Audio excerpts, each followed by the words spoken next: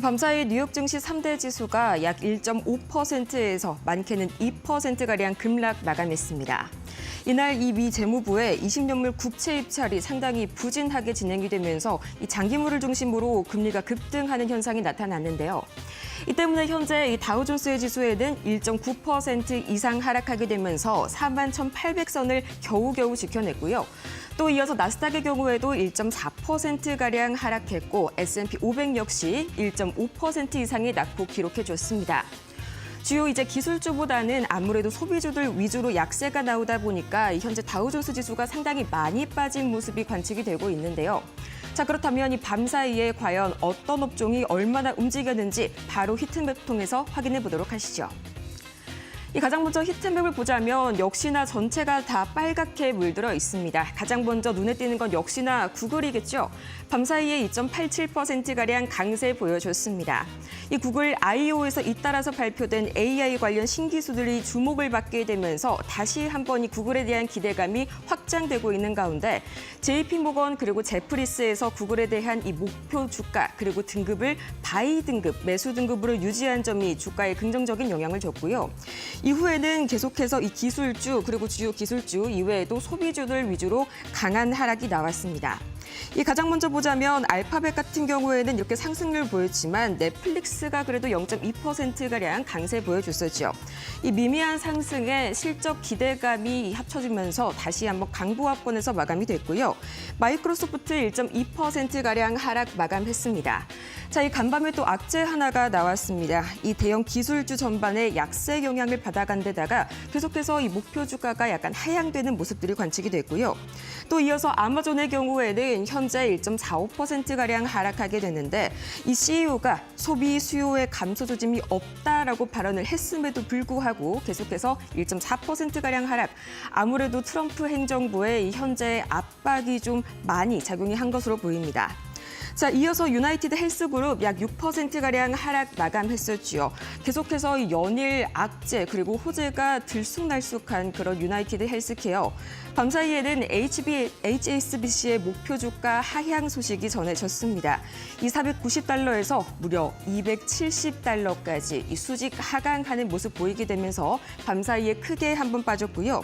또 타겟 역시 이 실망스러운 1분기 실적을 발표하게 되면서 계속해서 이 시간의 거래에서 약 5% 이상 강한 하락 나왔습니다.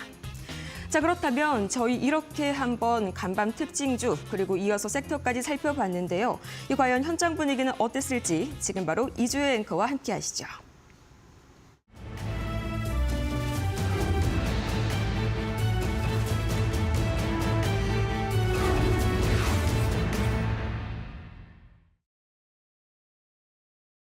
네, 구체적인 증시 상황들 어떻게 흘러갔는지 우리 전문가 연결해서 알아보겠습니다. 전화 연결 준비가 되어 있는데요.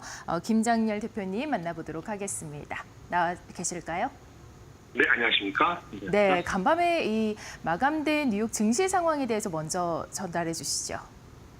네, 일단은 7일간의 상승이 있었죠. S&P 기준으로 7일 연속으로 상승이 있었는데 이것이 일단 하락으로 오래간만에 반락했습니다. 가장 큰 것은 그냥 한마디로 국채 금리의 급등이라고 볼 수도 있고요.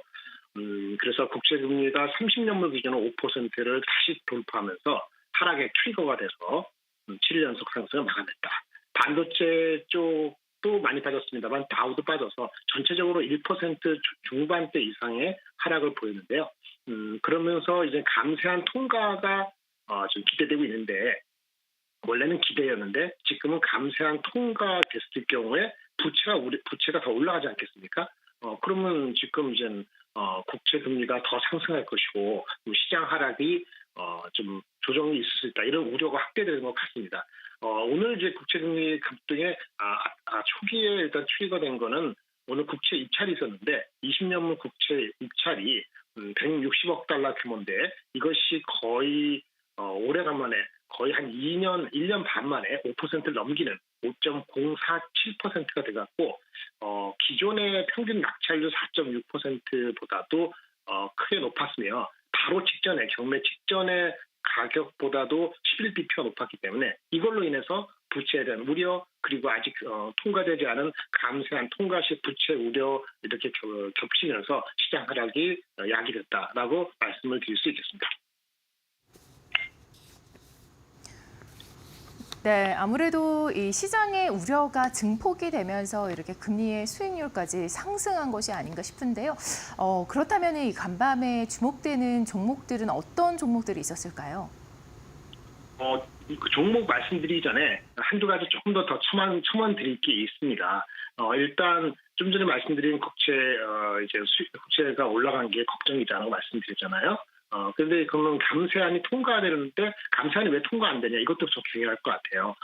감세안은 원래는 사실은 이번 주까지만 통과하는 걸 목표로 했습니다만 자칫 다음 주 초가 월요일 날이 메모리얼 데이, 우리나라 현충일에 해당되는데 이날까지도 협상이 난항이 될 수 있다라는 우려가 나오는 것도 이래저래 국채가 올라갔는데 또 감세안마저도 그나마 협상이 안 되면 더 큰 우려가 될 수 있기 때문에 그런 분위기가 아닌 것 같아요. 그 이유는 공화당의 일부 강경파 의원들이 주세, 지방세, 이른바 솔트라고 하는데요.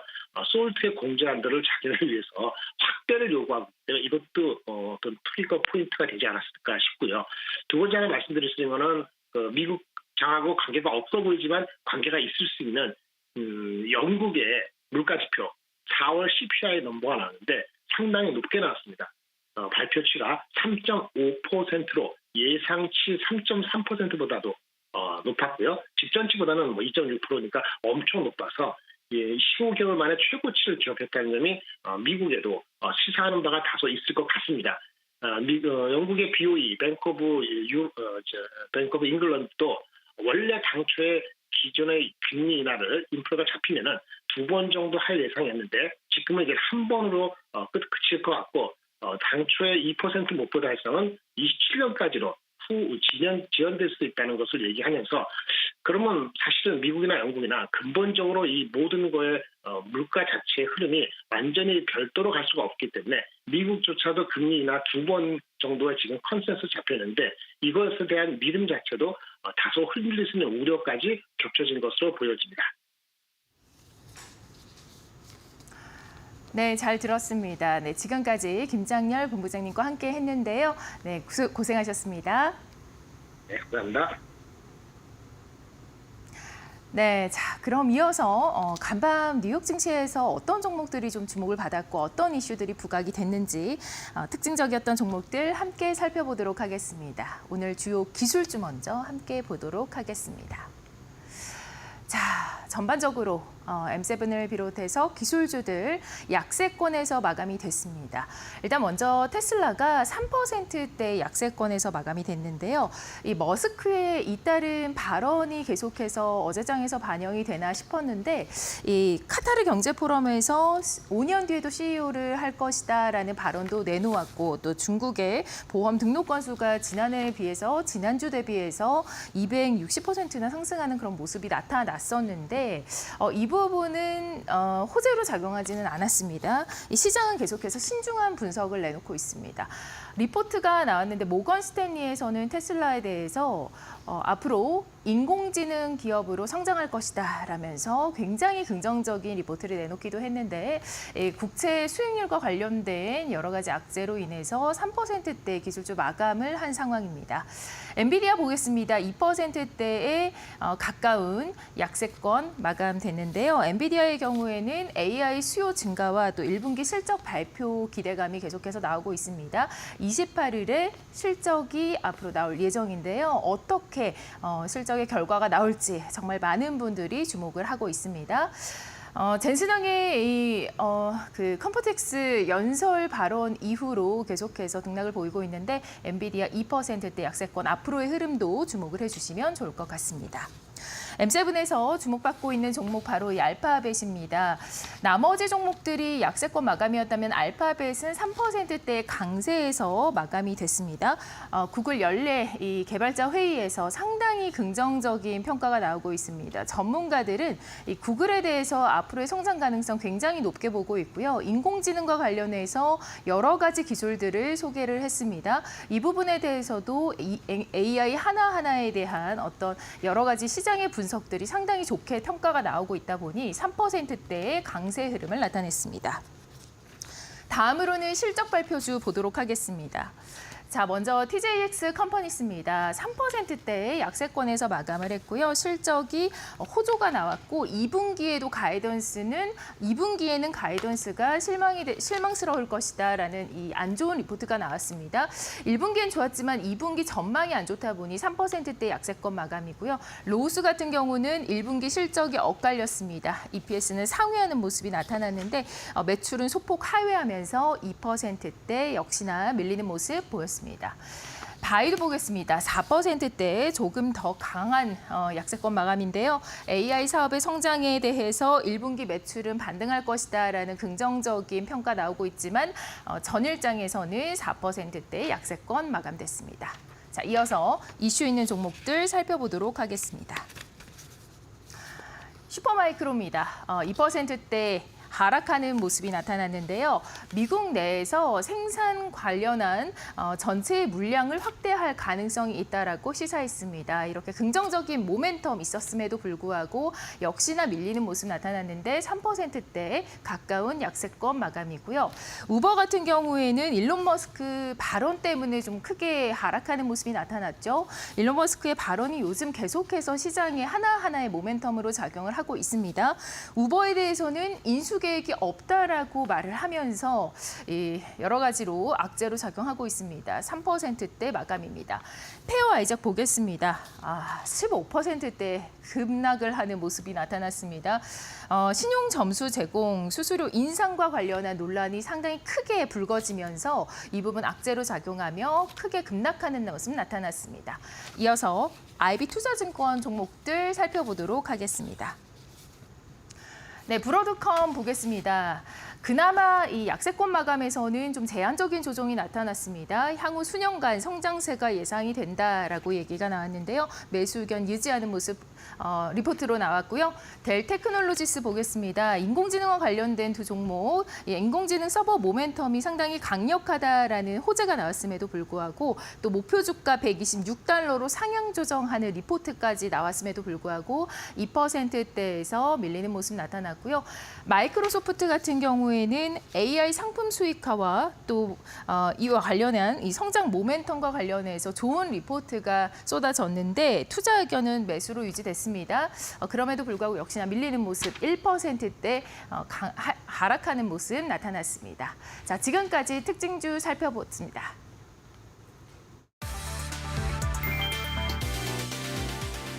구글이 생성형 인공지능을 기반으로 검색부터 이미지, 동영상 제작, 업무 자동화까지 전방위적 혁신에 나섰다. 20일 미국 캘리포니아주 마운틴뷰에서 열린 연례 개발자 컨퍼런스 I/O 2025에서 구글은 각종 AI 기능을 소개했다. 이날 하이라이트는 구글 검색 결과와 함께 AI 기반 답변을 제공하는 대화형 툴 AI 모드다. 이 기능은 텍스트 요약, 이미지 분석, 영상 이해 등 멀티모달 기능을 결합해 다양한 응답을 제공한다. 더 깊이 있는 답변이 필요한 경우 AI 모드에 도입된 딥 서치 기능을 활용하면 된다. 구글은 자사 AI 앱 제미나이에 대한 변화도 소개했다.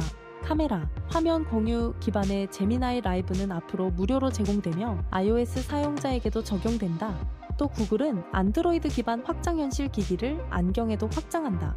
삼성전자, 젠틀몬스터, 워비파커가 참여한 안드로이드 XR 기반 스마트 안경을 연말에 공개할 것이라고 밝혔다. 삼성전자가 하드웨어를, 젠틀몬스터는 디자인을 맡는다.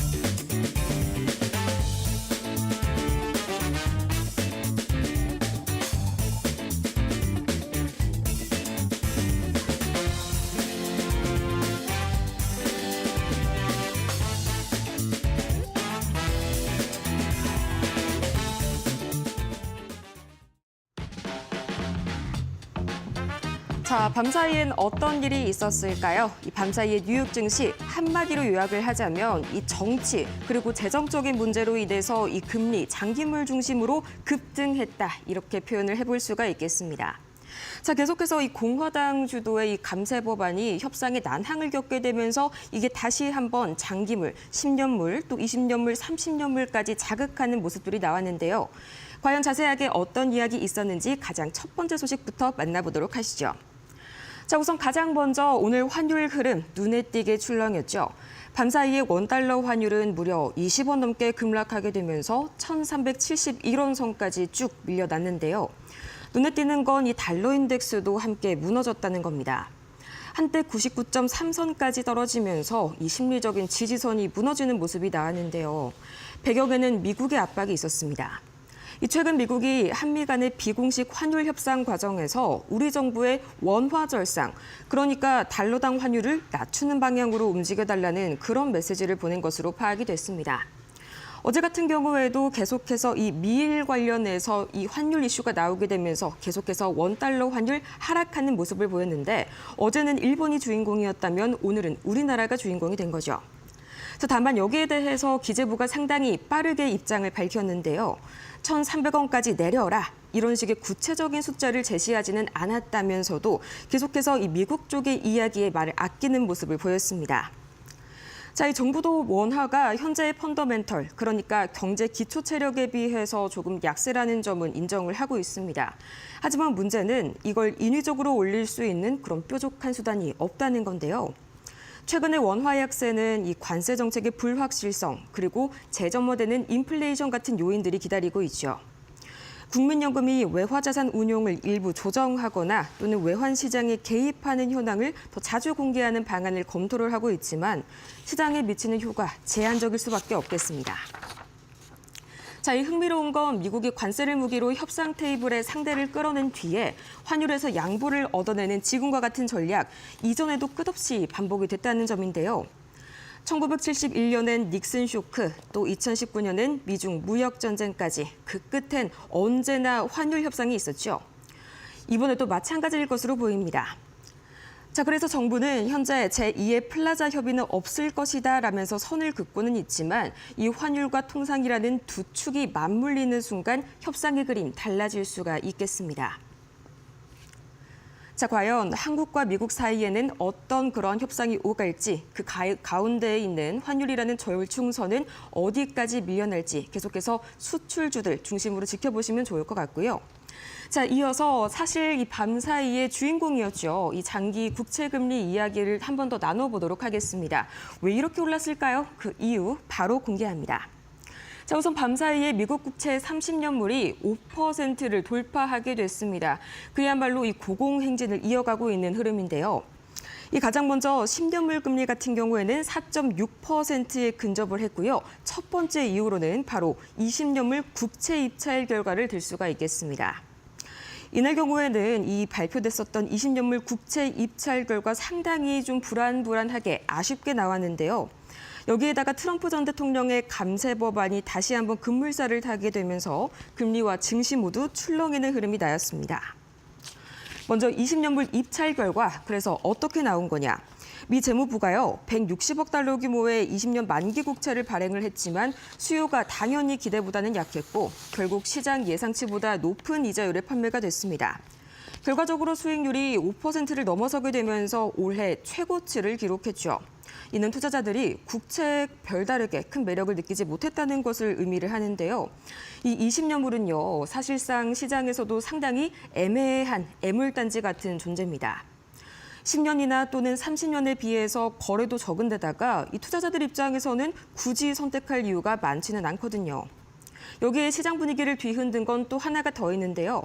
밤사이에 이 솔트 공제액 상한을 4만 달러로 인상하는 데 합의했다. 이런 소식이 들려왔습니다. 이게 또 국채금리 10년물을 자극을 했는데 솔트는 이 주 지방세 공제 상한입니다. 쉽게 말해서 미국에서 소득세를 낼 때 이미 낸 주 지방세를 일부 빼준 다음에, 즉 공제해준 다음에 나머지에 대한 세금을 내도록 되어 있는데요. 너무 많이 빼주면 이 고소득자들 세금을 지나치게 줄이게 되죠. 그래서 지금까지는 연 1만 달러까지만 공제가 됐던 걸 4만 달러까지 올리는 쪽으로 공화당이 가닥을 잡게 되면서 대표적인 부자 감세에 한 발 더 가까워지게 됐습니다. 하지만 이렇게 솔트 공제를 늘리게 되면 당연히 재정 부담이 더 커지겠죠. 그래서 보수 강경파는 그럼 복지 예산을 더 줄여야지 이렇게 말을 하면서 메디케이드의 개혁 요구 수위를 높이고 있습니다. 결과적으로는 이 재정 부담이 더욱더 가중이 되고 있는 상황이죠. 이런 상황들이 이어지게 되면서 앞으로 국채 발행이 더 늘어날 것, 즉 공급이 넘칠 것이라는 불안감에 시장이 빠르게 반응하고 있는데요. 그래서 장기 금리가 가장 먼저 튀는 거고요. 특히나 20년물, 30년물처럼 만기가 긴 채권은 가장 예민하게 반응을 하고 있는 겁니다. 지금 시장 같은 경우에는 현재 국채 수요 그리고 재정 리스크 마지막으로 정치적인 타협까지 참 복잡한 것들이 얽혀가면서 모든 걸 숫자로 반영을 하고 있습니다. 이 장기물의 금리 움직임이 단순한 이 국채 수익률을 나타내는 것뿐만이 아니라 워싱턴 정기의 상향까지 반영을 하고 있는 게 참 흥미롭네요. 자, 이어서 다음으로 보도록 하겠습니다. 밤사이에 울프 스피드 굉장히 강한 급락이 나왔었죠. 바로 파산 보호 신청을 했다는 소식에 밤사이에 거의 60% 가까이 주가가 떨어졌습니다. 이 자세한 내막에 대해서 살펴볼까요? 울프 스피드, 알고 계신 것처럼 미국의 반도체 웨이퍼 제조사죠. 단 하루 만에 60% 가까이 폭락하게 된 비밀, 바로 파산 가능성 보도가 부각이 되면서 시장에 충격을 준 건데요. 이날 장 초반 주가는요, 무려 97센트까지 급락했습니다. 한때 낙폭은 약 70%에 달했지만 장 후반 들어서 약간의 되돌림을 보이게 되면서 약 60% 하락에 그쳤고요. 이 월스트리트저널은 울스피드가 수주대로 파산 보호 신청인 챕터 11에 들어갈 수 있다고 보도했습니다. 이미 채권단의 다수가 파산 계획안에 동의한 것으로 알려졌고요. 또 울프스피드는 앞서 5월 8일 실적 발표에서 법원 절차를 통한 거래 가능성까지 검토 중이다라고 밝힌 바가 있습니다. 이 현재 부채 규모는 약 65억 달러고요. 현금은 13억 달러 수준인데요. S&P에 따르면 이 울프스피드는 미국 증시에 상장된 기업 중에서도 공매도 비중이 가장 높은 종목입니다. 한마디로 이미 시장에서는 유동성에 대한 리스크가 커지고 있었던 그런 상황이죠. 자, 이어서 바로 다음 이야기 만나보도록 하겠습니다. 이 밤사이에 애플의 악재로 작용할 수 있는 그런 뉴스가 하나 나왔는데요. 바로 오픈 AI가 이 조니 아이브 스타트업을 인수하게 되면서 새로운 이 경쟁자로 애플을 짓누르고 있다는 소식 전해졌습니다. 바로 자세한 이야기 만나보도록 할 텐데요. 오픈 AI가 전설적인 애플의 디자이너 조니 아이브에게 손을 내밀었습니다. 이 조니 아이브가 공동 설립한 AI 기기 스타트업 아이오를 인수하기로 한 건데요. 거래 규모가 상당합니다. 우리 돈으로 약 9조 원, 약 65억 달러에 해당이 되는 아주 대규모이고요. 오픈 AI의 역사상 가장 큰 인수 합병입니다. 이 아이폰과 아이패드 그리고 애플워치까지 여러분이 알고 계시는 대부분의 이 대표적인 애플 하드웨어 직접 이렇게 디자인을 한 사람이 바로 조니 아이브고요. 이번 인수를 통해서 오픈 AI는 그동안 약간 부실하다라고 평가가 됐었던 이 하드웨어 전문 조직을 본격적으로 갖추게 되고 또 아이브와 함께 차세대 AI 디바이스 개발에 본격적으로 나서게 됩니다. 아이브는 지난 30년간의 경험이 이 순간을 위한 준비였다. 이렇게 상당히 극찬을 하면서 굉장히 영광에 가득 차 있는 그런 소회를 밝혔는데요. 이제 진짜 제품을 만들 시간이라면서 애플을 살짝 견제하는 모습까지 보여줬습니다. 자, 한마디로 이런 복귀가 단순한 디자인 이상의 의미를 가질 뿐만 아니라 AI 기술과 또 디자인의 융합, 본격적인 AI 하드웨어 시대의 개막을 알리는 신호탄이 될 수 있다는 겁니다.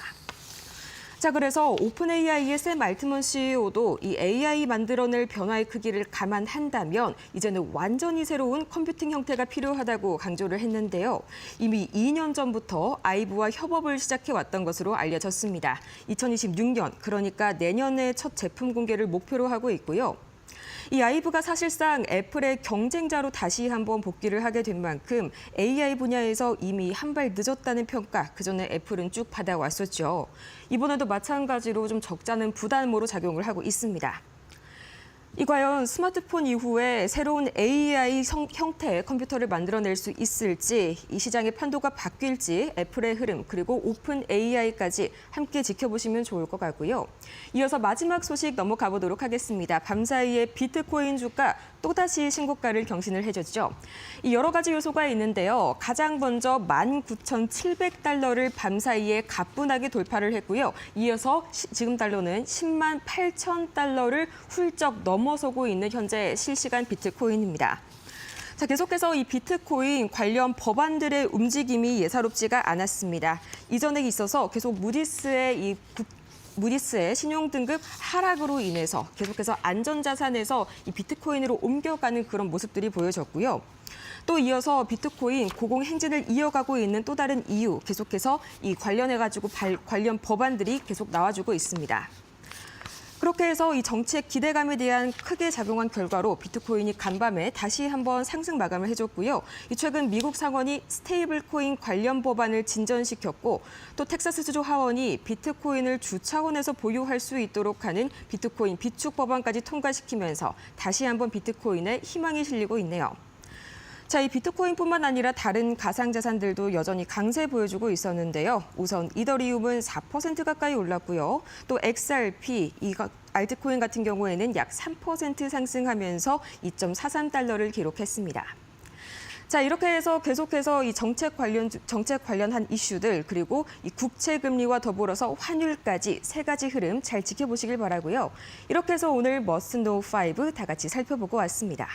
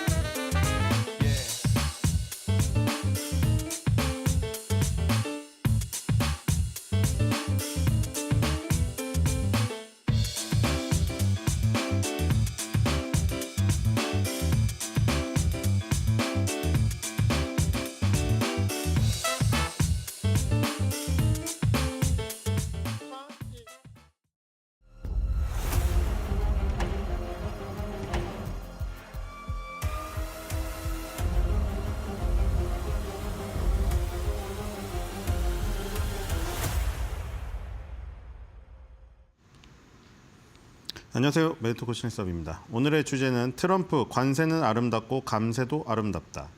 캐롤라인 레빗 언니 사람 몇 명 자르셨나요? 골든돔 이건 마치 어벤져스 와칸다 방어막 같다. 남아공 대통령 트럼프 우리가 남이강 로스 홈디포와 비스무리한 실적 발표입니다. 자, 일부 공화당 의원들이 반대를 하고 있는 지금 상황에서 트럼프가 뿔이 났죠. 그래서 이제 그 트럼프에게는 적과 동지가 따로 있지 않아요. 그렇죠? 영국이 오랜 우방이라고 해서 영국을 봐줬나요? 아니요. 그렇죠? 영국 총리 모셔놓고 앞에서 영국 영어가 섹시하다 이런 얘기 깔아놓은 다음에 바로 본론으로 들어가자. 그렇죠? 다른 실리에 대한 얘기를 하죠. 영국에서 제대로 그 보잉사 비행기나 이런 거 사준다고 안 했으면은 또 뿔났을 거예요. 또 뭐 브렉시트에서 탈출해가지고 뭐 꼴 좋다 하면서 완전 비난으로 바뀝니다. 무서운 사람이에요. 자, 공화당 의원 중에 몇 명 반박하는 사람, 반발하는 사람 있죠. 지금 그 사람 실명 거론하면서 뭐라고 했어요? 저 자리에서 그 사람 다음 선거에서 떨어져야 된다고 했습니다. 민주당 의원도 아닌데요. 그렇죠? 어떻게 될지 모르겠지만 일단 7월 4일을 그 기일로 잡았죠. 다들 아시다시피 지금 스콧 베센트 재무장관도 말했고 트럼프 대통령도 말했고 맨날 캐롤라인 레빗 대변인은 당연히 트럼프의 입이니까 똑같이 말하는 것이고 7월 4일입니다. 7월 4일 독립기념일까지 만약 통과 안 되면은 트럼프 공화당 의원 그중에 그 반대표 던진 의원들 낙선 운동할 수도 있어요. 대놓고. 자, 일단 자기 자랑부터 하기 시작하죠. 자기는 이렇게 노력하고 있다는 거잖아요. 중동 3개국에서 벌어들인 돈이 내가 5조 1,000억 달러를 가져왔다. 근데 너네는 뭐하냐 이거예요. 자, 공화당 의원들 뭐하냐. 이분은 아주 충성스러운 신복이시죠. 예전에 그 스파이더맨, 구 스파이더맨 배우 닮으신 분. 그렇죠? 항상 옆에서 끄덕끄덕거리면서 그 언론사 기자들의 날카로운 질문들 다 옆에서 방어해주고 이런 사람들이죠. 자, 저항하는 사람들에게 무슨 말을 전하고 싶나요? 저항하는 일부 의원들이 있었죠. 뭐 그 공화당 의원들 만나는 그 자리에서는 사랑방 분위기였다고 합니다. 뭐 욕도 안 하고 뭐 아주 좋은 분위기였는데 이제 나가서 인터뷰할 때 완전히 대놓고 그냥 그렇죠? 뭐라고 했습니다. 자, 국민들을 위한 엄청난 세금 감면, 엄청난 인센티브, 엄청난 규제 삭감, 아름다운 빅딜. 여기 지금 빗자 여기 앞에 빗자 생각됐네요. 그 빗자 가렸네요, 그렇죠? 빗자 가려도 대충 뭔지 아시죠? 뷰티풀인 거 아시잖아요. 뷰티풀 빌이라고 지금 아름다운 게 또 나왔어 지금, 그렇죠? 관세라는 단어 테리프스가 세상에서 가장 아름다운 단어라고 했잖아요, 처음에. 그러다가 이제 멜라니아 여사가 그럼 우리의 사랑보다 더 아름다워? 했다고 해가지고 아 그건 좀 그러네 하면서 멜라니아 여사랑 너무 멀어지는 것 같아서 러브, 사랑이 제일 아름답고 자기가 독실한 크리스천이니까 신, 가시라는 단어도 앞에 넣어야 되니까 그렇게 해갖고 사랑, 뭐 신 이런 거 빼고 그럼 관세를 뭐 적어도 한 4-5번째 아름다운 단어로 하자 이렇게 양보를 했지만 어쨌든 지금 자기가 정치 행위를 하는데 가장 앞서서 아름다운 단어라고 내세우는 거는 관세입니다. 자, 근데 이제 감세도 아름다운 빌. 자, 아름다운 이 거래를 하기 위해서 공화당 의원들이 지금 그 투표를 만장일치로 해줘야 됩니다. 민주당 의원들에 비해서 하원, 상원을 다 장악을 하고 있지만 한 표, 2표 차이로 공화당 의원들이 반대를 하면 통과가 안 되기 때문에 지금 하원 연방 하원위원회에서 막 약간 반대가 일어나고 있는 모습이 일어나고 있죠. 세부적인 항목을 고쳐야 된다고 하면서 어쨌든 그래서 트럼프는 자, 감세 7월 4일 독립기념일까지 내 업적 남겨야 되니까 반드시 통과해라라고 계속 압박 넣고 있는 거예요, 지금. 이거 망치면 어떻게 하겠어요? 자기가 원 빅 뷰티풀 빌이라고 이름 붙여놨는데 만약에 저렇게 아름답게 이름 붙여놓은 데다가 반대를 한다? 이거 난리 납니다, 이거 지금. 그렇죠? 우리는 그것을 완수해야 된다. 우리는 하나의 크고 아름다운 법안을 만들 것이다. 하나의 크고 아름다운 법안이죠.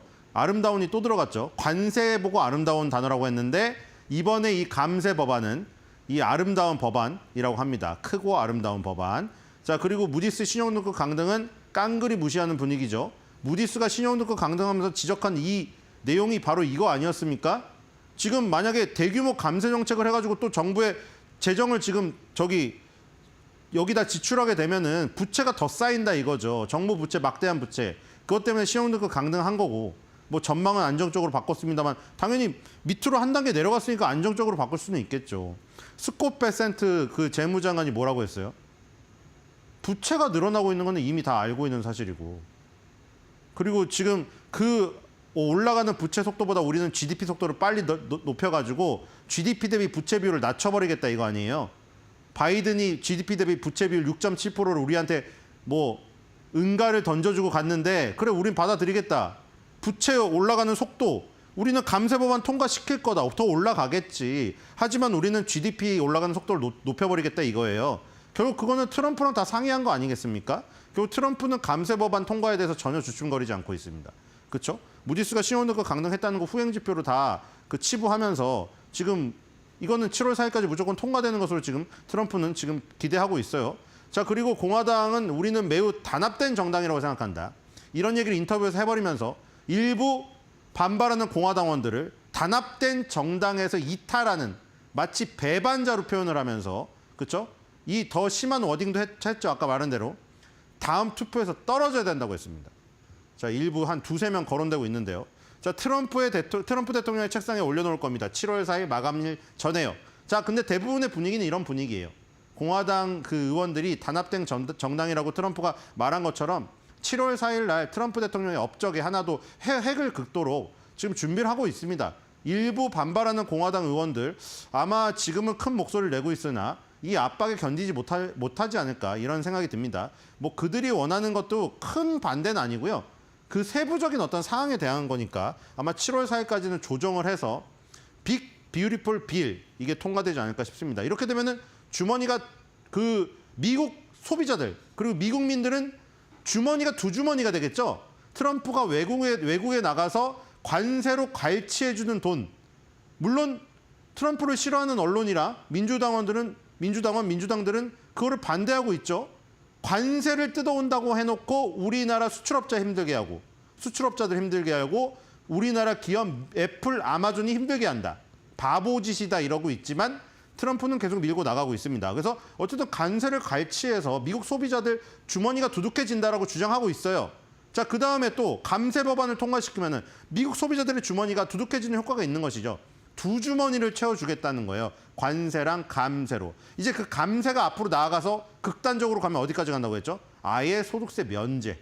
그런 경우는 관세를 엄청나게 전 세계적으로 갈취를 하여 미국인들한테 소득세를 받을 필요가 없는 완전히 과거의 저 멀리 호랑이 담배 피던 시절로 돌아가겠다는 거예요.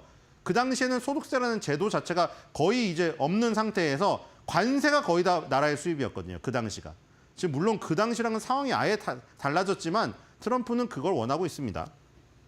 자, 이때 이제 카타르로 가는 이 과정 속에서 여기서 나온 것이죠. 카타르로 열심히 외교를 띄고 있을 때. 그렇죠? 그때 얘기고요. 자, 그다음에 캐롤라인 레빗 사람 몇 명 자르셨어요. 자, 우리나라에도 그런 거 있죠. 아이들을 직장으로 데려가는 날. 직장 체험해갖고 아버지, 어머니, 뭐 요즘에도 그거 하지 않나요? 초등학교에 뭐 그 형편 되시는 분들이 나가겠죠. 바쁘신 분 못 나가고. 아버지나 어머니 중에 한 명 나와가지고 우리 아빠랑 우리 엄마는 무슨 일 하는데 친구들아 이런 직업이 있어. 이거 소개해주는 거 유치원도 있고 있잖아요. 그래서 이제 백악관에서 아이들을 직장으로 데려가는 날 했어요. 그래서 이제 그 언론사 기자들이라던가 그 백악관 정부 부처에서 일하는 사람들의 아들, 딸, 애들을 모아놓고 그 캐롤라인 레빗 대변인이 그 날카로운 질문을 주고받던 그 자리 있죠. 그 자리에 이 아이들이 앉아서 질문을 했습니다. 정말 사랑스럽지 않을 수가 없고 정말 이때만큼은 그쵸? 물론 이거 갖고도 욕하는 사람은 어쩔 수가 없어요. 그건 그냥 트럼프랑 캐롤라인 레빗 대변인이 싫어하는 거예요. 이 행정부를 싫어하기 때문에 뭐 5만 가지가 다 싫은 거예요. 그건 어쩔 수 없는 것이고 그런 댓글도 있죠, 당연히. 자, 근데 이런 표정은 정말 오랜만에 보죠. 항상 날카로운 그 기자들의 질문에 단도직입적으로 깔아뭉개고 이래야 되기 때문에 항상 날카롭고 미간이 찌푸러지는 얼굴만 봤었죠. 어제 웃는 모습이 나왔죠. 얘가 이제 물어봤습니다. 그동안 몇 명을 잘랐냐고.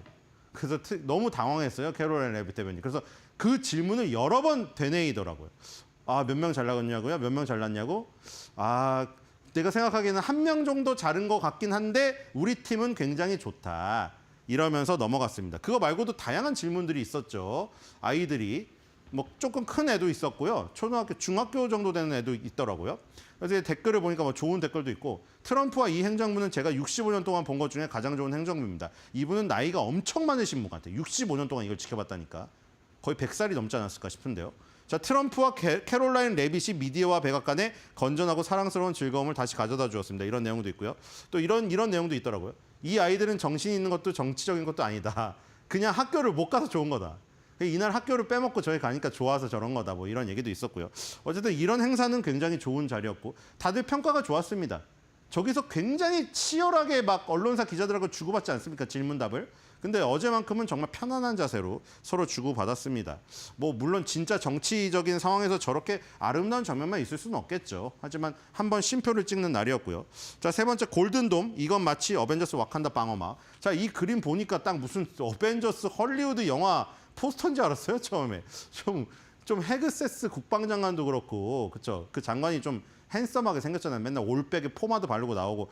약간 이런 장면들을 보면은 좀 희화화되기 쉬운 장면인 것 같기도 해요. 그쵸?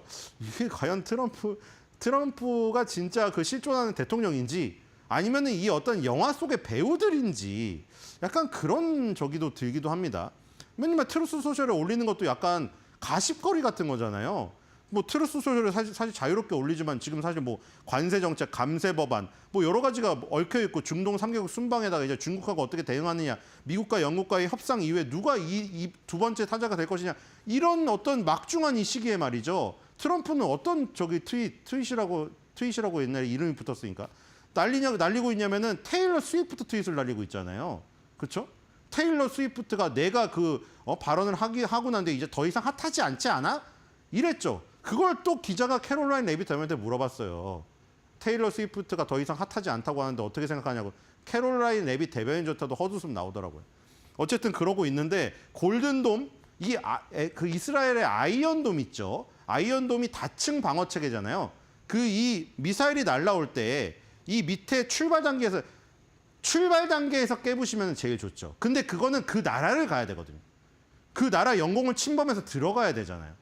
그 단계에서 그냥 출발 지점에서 부셔버리면 제일 좋은데 그건 어렵고 이제 대기권으로 올라오잖아요. 그다음에 종말 단계로 떨어지는 게 있단 말이에요. 종말 단계에서 떨어질 때는 가장 피해가 큽니다. 왜냐면 우리나라 땅에 떨어지니까 제일 좋은 거는 딱 수직점에 있을 때 우주에서 날려버리는 것이거든요. 그러니까 그런 것까지 포함해서 뭐 물론 거기서 우주에서 못 잡아내면 어쩔 수 없이 종말 단계에서 마지막에 예를 들어 패트리어트나 이런 걸로 막아야 되지만 제일 좋은 거는 저기죠. 이 시작점 타격이고 그리고 우주에서 막는 거고 어쨌든 그런 다층 방어 체계를 통해서 몇 번에 걸쳐 가지고 결국에는 다 막아낸다. 이건데 로키드 마틴 그 유튜브에 2개월 전에 올라와 있어요, 사실. 지금 로키드 마틴이 골든돔 폴 아메리카라고 해가지고 실드 폴 더 네이션 해가지고 이미 이미지가 거의 유사하지 않습니까? 지금 로키드 마틴에서 2개월 전에 골든돔 올려놓은 거 이 로키드 마틴 이 로고예요. 여기서 올려놓은 이 이미지랑 약간 저거 같죠? 그 이미지 같죠? 꿀벌들 저기 벌집 이미지죠. 요거랑 거의 비슷합니다. 근데 이 댓글에도 참 재밌는 며칠 전에 제가 테이크 투 인터랙티브 실적 소개해드리지 않았습니까? 그러면서 GTA가 그 그랜드 티프 오토예요. 그 대단한 차도도 차 훔쳐가지고 막 게임하는 그 게임이잖아요. 근데 GTA 6가 내년도로 밀렸죠. 그래도 테이크 투 인터랙티브는 신고가 같죠. 기대감이 더 커져가지고. 근데 여기도 그 얘기가 있더라고요. 또 골든돔을 먼저 사야 할까요? 아니면 GTA 6를 먼저 사야 할까요? 이 정도로 GTA 6는 얼마나 충성도가 높고 저런 거라는 것을 저기도 알 수가 있습니다. 저는 댓글이 달 정도로. 자, 다른 누구도 우리가 가정한 것과 거의 비슷한 걸 가지고 있지 않습니까? 그래서 여기서 좀 궁금해져. 그래서 푸틴이 그 자랑하는 초음속 미사일 있잖아요. 저번에 세계를 경악하게 했던, 그렇죠? 터지면서 거기서 다시 여러 개로 터지는. 그래서 그 나무 이름을 붙였잖아요. 나무처럼 여러 개로 터지는. 그것도 막아낼 수 있는 것인가? 그때 푸틴이 그랬거든요. 이거는 지금 현존하는 서방의 어떤 방어체계도 막아낼 수 없는 미사일이라고. 만약에 그 최고의 그 창과 이 최고로 지금 얘기하고 있는 트럼프가 얘기하는 골든돔이 붙었을 때 누가 이길 것인지 궁금합니다. 자, 그리고 지금 패트리어트 방어체계부터 사드 방어체계까지 다 만들었던 로키드 마틴이 이지스함 체계도 만들었죠. 그러니까 해상에서 이지스함에서도 또 요격을 해요. 어쨌든 간에 로키드 마틴이 골든돔 방어 체계에 어떤 설계를 담당한 것으로 알려지면서 지금 최근에 보잉사의 F-47이 밀렸죠. F-47을 보잉사가 가져가면서. 그리고 중동 3개국 순방에서도 보잉사가 대단한 어떤 민간 항공기 수입을 지금 약속을 받았잖아요. 그래서 로키드 마틴이 방산에서 밀리고 보잉의 원래 장점이었던 민간 항공에서 또 히트를 치면서 보잉사가 지금 요즘에 다우 30 종목 중에서 굉장히 좋은 흐름을 보이고 있잖아요. 근데 이제 로키드 마틴이 이 골든돔의 주역으로 나서면서 다시 또 골든돔의 모멘텀을 이제 로키드 마틴이 이번엔 가져가는 게 아닌가 이런 생각이 듭니다. 그래서 방산주 중에 로키드 마틴은 역시나 빼놓을 수가 없는 지금 이 종목이 아닌가 이런 생각이 듭니다. 아무리 앨런 머스크가 뭐 지금 드론만 필요했지 뭐 저런 거 F-35, F-37 뭐하러 바보같이 만들고 있냐 하지만 이거는 의미가 다릅니다. 그렇죠? 6세대, 7세대, 8세대 앞으로 나갈 거 아니에요. 지금 6세대 전투기인데 앞으로 무인 전투기가 나올 것이고 거기서 누가 먼저 그 깃발을 꽂느냐는 자존심의 영역에도 있기도 합니다. 그렇기 때문에 그 부분은 포기할 수가 없고 앨런 머스크가 얘기한 것도 그거예요. 로키드 마틴이 망해서 없어야 된다 그 얘기가 아니라 드론의 어떤 싸움으로 전개되는 향후 미래 전쟁에서 우리도 그 부분을 투자해야 된다는 그 얘기겠죠. 자, 그다음에 남아공 대통령 트럼프 우리가 남이강. 자, 여기서 정말 충격적인 장면. 제가 볼 때는 지금까지 많은 정상과 회담이 있지 않았습니까? 젤린스키 이후에 가장 끔찍한 회담이었습니다. 진짜로. 젤린스키처럼 벤스 부통령과 같이 무시를 하진 않았지만 이건 정말 최악이었죠. 자, 왜냐면 처음에 좋게 시작했거든요. 누구 데려왔죠? 어니엘스. 타이거 우즈랑 경쟁했던 어니엘스, 타이거 우즈. 여자는 소렌스탐, 우리나라 최경주. 기억나세요? 이거 좀 아시면 좀 연배가 있으신 분이죠. 어쨌든 어니엘스를 데려왔는데 원래 금발의 꽃미남이었는데 많이 늙으셨군요. 저분도. 남아공 출신이라 데려왔어요. 그리고 앨런 머스크가 남아공 출신이잖아요. 또. 앨런 머스크도 배석을 했고 남아공 출신의 어니엘스 데려왔고 왜냐하면 트럼프가 골프 광이니까요. 그리고 옛날에 아베 총리가 살아있을 때 아베 총리랑 일본에서 회담할 때 어니엘스랑 셋이 골프를 쳤습니다. 그래서 어니엘스가 그때 머리를 두들겨 맞은 것 같았다. 어떻게 이렇게 일본의 최고 그 지휘자와 미국의 최고 지휘자 사이에 내가 할 수 있는지. 정신이 없었다고 표현을 했었는데 그래서 분위기 좋게 하려고 이분이 데리고 왔어요. 왜냐하면 지금 남아공이 이 거의 뭐 미국하고 어떤 교류가 끝날 정도의 위기에 처해 있기 때문이죠. 그래서 이제 어니엘스를 데려와서 약간 아이스 브레이킹 한 거죠. 자, 어니엘스 데려왔습니다. 트럼프 대통령이 골프 좋아하시니까요. 옛날에도 치셨죠? 하면서 이제 여기서 분위기를 북돋아 줍니다. 그리고 백인이고, 그렇죠? 그래서 이제 여권을 아직도 갖고 있다. 막 자랑스러운 남아공 국민이다. 뭐 이러면서 자 이렇게 시작했는데 바로 얼마 안 해서 정말 이거 누가 준비해 준 줄 알았지만 이게 장수가요. 한 50장 정도 돼 보이더라고. 50장 정도 된 것을 들고 호치키스로 스탬프로 찍어 놓은 거예요. 그리고 이게 다 무슨 사진이냐면 남아공에서 일어난 백인의 학살, 아니면 남아공에서 일어난 어떤 대량 주민의 막 뭐 불법적인 학살들, 그 기사들을 하나씩 보면서 자 이거 보세요. 자 데스, 이 다음 장도 데스, 다음 장도 데스, 죽음 다 죽은 거네요. 다 죽은 거. 원하면 이걸 드리겠대요. 정말 끔찍하지 않습니까? 지금 여기 쌓아놓은 거 있죠. 지금 이거 한 장씩 내려오면서 여기서 쌓아놓는데 이거 가볍게 쌓아놓지도 않았어요. 이거 동영상 나중에 보세요. 던져버리더라고. 책상에 탁탁 던져버리더라고. 그러면서 이걸 보는 거예요. 그러면서 이제 동영상까지 틀었거든요. 동영상까지 틀면서 그 미국 농부들이 묻혀있는 묘지가 천구가 묻혀있는 묘지가 있대요. 그랬더니 이제 이 대통령 표정을 보세요. 대통령 표정이 점점 어두워집니다. 안 그래도 지금 점점 어두워지고 있고. 그래서 이제 마지막에 이제 우리가 온 목적은 자 이런 거 제가 확인해 보겠다고 하면서 자 우리는 자동차 산업에서 최대 50만 개 일자리를 창출할 수 있다. 그리고 다양한 산업도 있다. 제일 중요한 거 지금 우크라이나랑 광물 협정 맺으려는 이유도 그렇고 이 남아공 같은 나라도 그렇잖아요. 지금 중국이 히토류를 막아버리면 아까 F-47 같은 전투기도 거기에도 히토류가 들어가요. 아이폰에도 히토류가 들어가고. 그래서 이제 물론 미국도 히토류가 있지만 그 어떤 환경의 문제라든가 인권의 문제 때문에 광산 개발을 당장 안 하고 있거든요. 히토류 개발업체가 일부 있어요. 하나인가 있어요. 근데 이런 나라들에게 히토류를 제공받으면 좋겠죠. 그래서 그걸로 꼬셨는데도 안 돼. 지금 어니엘스도 데려왔고 내가 히토류 광산을 준다고 하는데도 트럼프는 그 백인 학살에 꽂혀 있는 거예요. 백인 농부들 학살을. 그래서 이제 이 대통령이 뭐 호소를 합니다. 자, 우리나라에 실업자가 많고 희망이 없는 사람들이 많습니다. 생계를 다 잃고. 그래가지고 저런 일을 벌이는 겁니다. 도와주세요. 그러니까 도와달라는 거예요. 우리나라의 뭐 자동차 산업이라든가 광산 같이 하자. 그러면 이제 실업자들이 없어질 거 아니냐. 실업자들이 없어지고 생계를 이어가면 정신 나간 사람들이 줄어들 것이다. 저런 범죄가 제가 확인해 보겠습니다만 자기는 뭐 모르겠다고 했어요. 진짜 모르는지 모르겠지만 1000개의 공동묘지가 있는 것을 뭐 저는 들어본 적이 없다고 남아공 대통령이 얘기했는데 트럼프는 계속 확신하고 있어요. 그래서 이제 실업자를 없애고 희망이 없을 때 발생을 하니까 실업자가 있을 때 발생하니까 우리 생계를 챙겨달라 이러면서 마무리했어요. 기자들은 계속 질문을 던졌죠. 어쨌든 이렇게 정말 끔찍하게 마무리가 됐고요. 남아공과의 앞으로의 관계가 어떻게 될지 궁금합니다. 자, 로우스 실적이 나왔습니다. 며칠 전에 바로 홈디포 실적이 나왔기 때문에 이 두 개를 보면은 거의 그 미국의 미국의 공구 시장의 어떤 부분을 살펴볼 수가 있겠죠. 홈디포가 1위 업체고 로우스가 2위 업체입니다. 홈디포, 로우스가 뭐 두 개가 거의 비슷한데 그 차이가 있으면 그거예요. 전문가가 있고 일반인이 있잖아요. 뭐 미국 사람들이야 워낙에 집을 뚝딱뚝딱 고치고 수영장도 있고 하니까 일반인조차도 거의 맥가이버에 다 빙의했습니다. 그러니까 우리나라 사람들이 그런 거에 속아가지고 공구 샀다가 어디다 놓죠? 다 처박혀 있죠 집에. 그 미국인들하고 틀리잖아요. 우리는 주택이 별로 없으니까 우리는 그냥 저기 숨고에서 부르죠. 근데 지금 여기는 일반인들도 다 가서 이케아처럼 가갖고 이걸 사서 조립을 한단 말이에요. 조립하고 뚝딱뚝딱 하고. 근데 로우스와 홈디포의 차이는 전문가용이 누가 좀 더 많은지 일반인이 많은지 그 비중 차이만 있을 뿐이지 다루는 아이템이나 매출 비중은 거의 다 유사한 업체들입니다.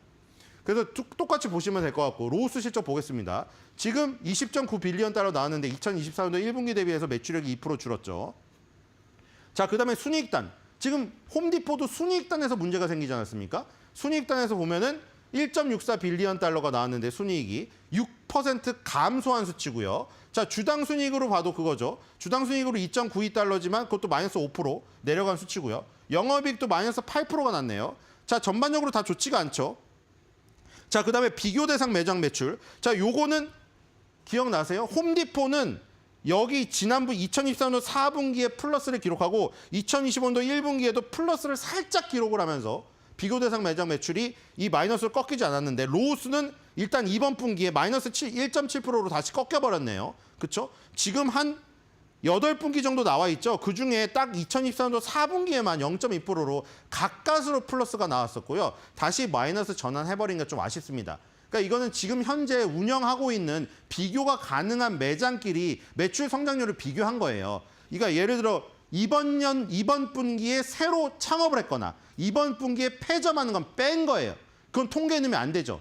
이번 분기에 새로 오픈한 거는 오픈으로 막 이벤트로 때릴 수가 있잖아요. 막 공짜로 주고. 그런 거니까 비교 대상을 빼고 페이점하는 업체는 다 정리하려고 폐점 세일을 할 텐데 그것도 빼는 거죠. 지금 그러니까 예를 들어서 한 3개월 정도 꾸준히 운영한 3개월에서 6개월 정도 꾸준히 운영해서 서로 비교 대상이 가능한 매장끼리 성장률을 비교한 겁니다. 그러니까 여기서 매출 성장률이 플러스가 나온다는 것은 그 모든 비교 대상한 매장 매출 성장률을 기록을 했을 때 플러스가 성장하고 있다는 거예요. 그게 다.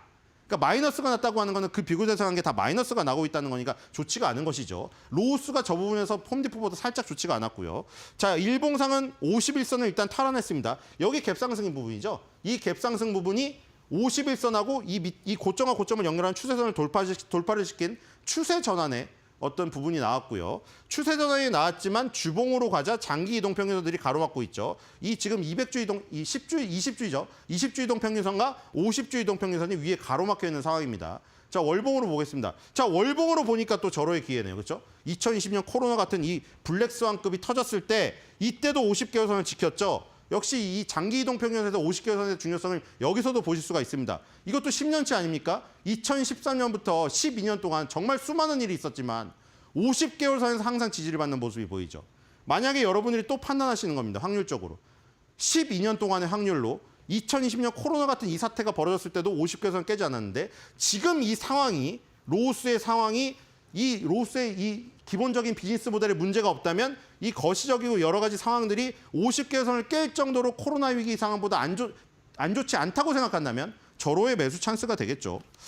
자, 마지막 그림이 하나 있죠. 네, 아까 어니엘스랑 아베 총리랑 트럼프랑 총리가 골프를 치던 사진이 하나 있는데 이 어니엘스의 별명이 체격이 엄청 크고 스윙을 쉽게 한다고 해서 빅 이지입니다. 그래서 남아공은 이 빅 이지라는 별명이 붙은 선수를 트럼프와의 어떤 회담에서 좋게 분위기를 이끌어보자 데려왔겠죠. 근데 결과는 전혀 딴판으로 펼쳐졌습니다. 그래서 그거에 대한 한 줄 매도평입니다. 남아공, 빅 이지. 미국, 빅 디피컬트.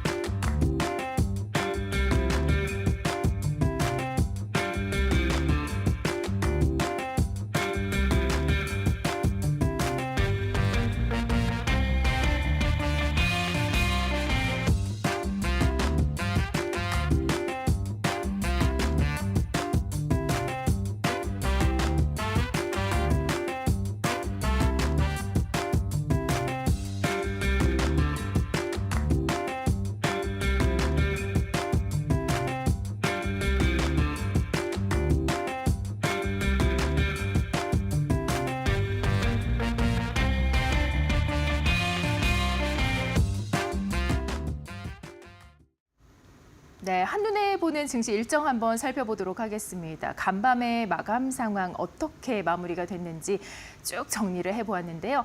자, 먼저 지수부터 보겠습니다. 다우와 나스닥, S&P 500 지수 모두 이 3대 지수가 역시 1%대 하락권에서 마감이 됐습니다. 정말 이 국채 수익률의 영향으로 인해서 시장이 전반적으로 하락하는 모습이었는데 S&P 500 지수 같은 경우는 모건 스탠리에서 이 S&P 500 지수에 대해 연말까지는 숨고르기가 보여질 것이다라고 전망을 했습니다. 내년 내에 되어야 6,500포인트에 도달할 것이다라고 전망 리포트를 내놓았습니다.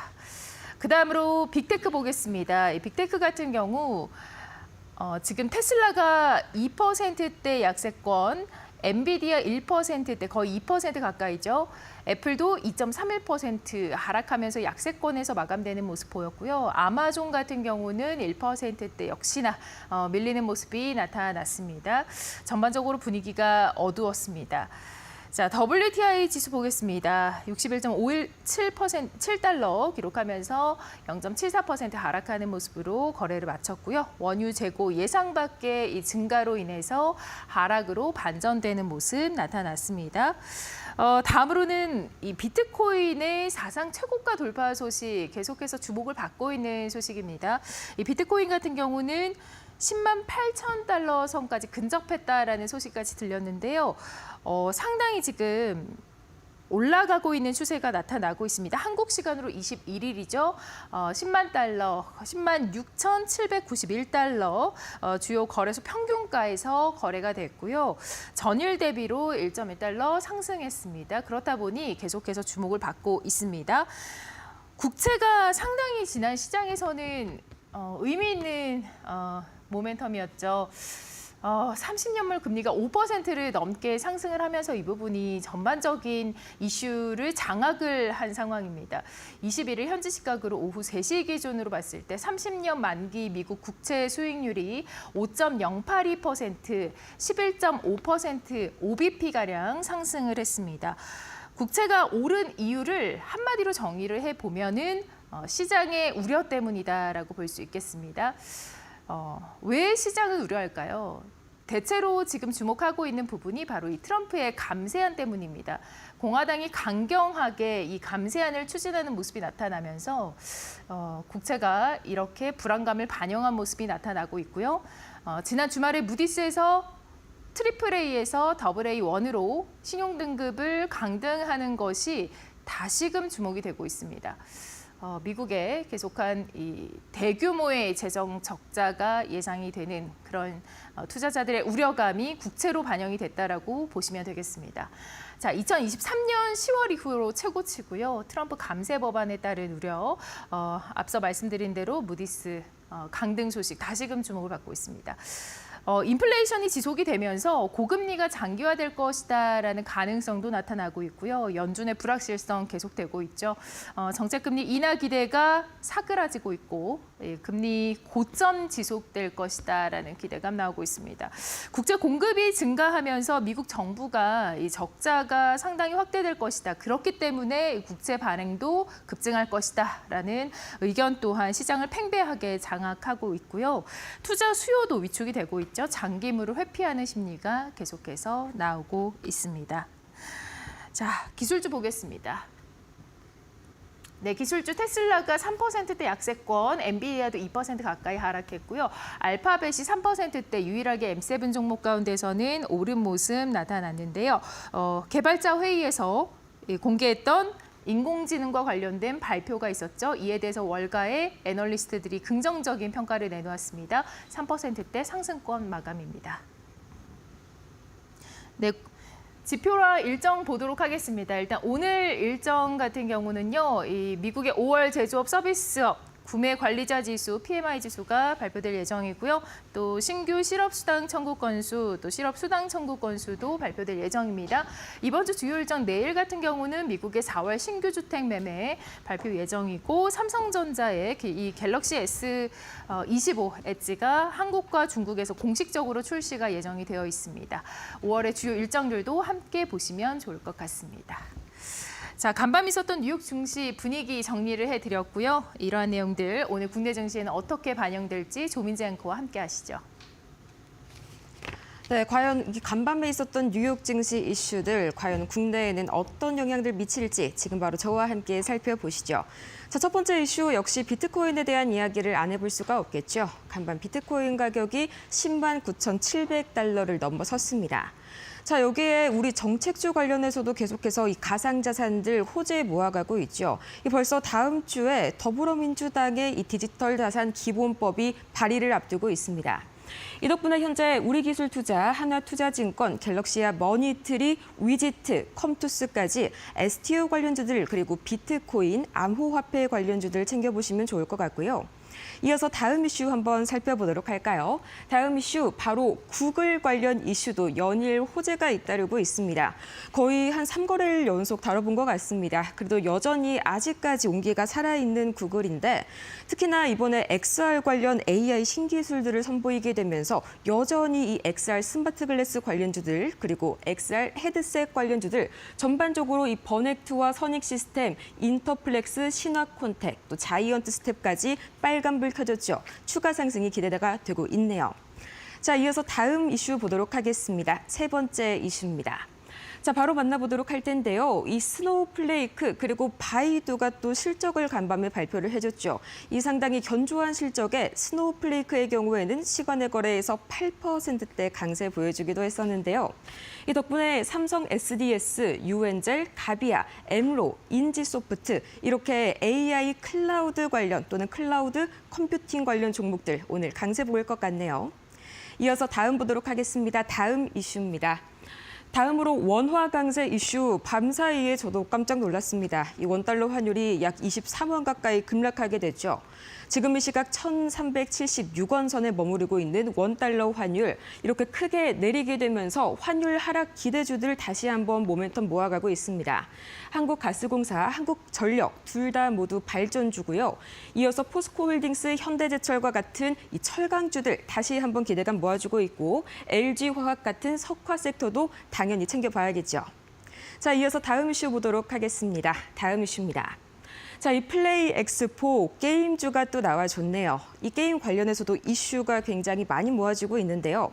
우선 이 대한민국 대표 게임쇼, 이 K게임의 집합소라고 할 수 있는 플레이 엑스포가 오늘부터 오는 25일까지 개최가 됩니다. 이 크래프톤, 데브시스터즈, 네오위즈, 컴투스와 같은 이런 게임 관련주들에 더해서 시프트업이 또 이 승리의 여신 니케라는 신작 관련 기대감을 모아주고 있죠. 다시 한번 상승 탄력 부여받을 것으로 기대가 되는 현재 이 게임 관련주들 이어서 다음 보도록 하겠습니다. 자, 다음 이슈는요. 이 마찬가지로 산업 AI 물류 로봇 전략 세미나 이 행사 관련 이슈가 하나가 더 기다리고 있습니다. 이 로봇주들 인제 조금은 약간은 좀 눌림목 형성을 할 때가 됐는데 그래도 다시 한번 추가적인 상승 보이지 않을까, 새로운 소식 나와주지 않을까 하는 행사까지 오늘 사면 휴림 로봇, 유일 로보틱스, 유진 로봇 그리고 RS 오토메이션까지 기대해 보시면 좋을 것 같습니다. 자, 그렇다면 앞으로 우리가 추가적으로 살펴봐야 할 이슈들 어떤 거 있을지 자세하게 잠시 후에 만나보도록 하겠습니다.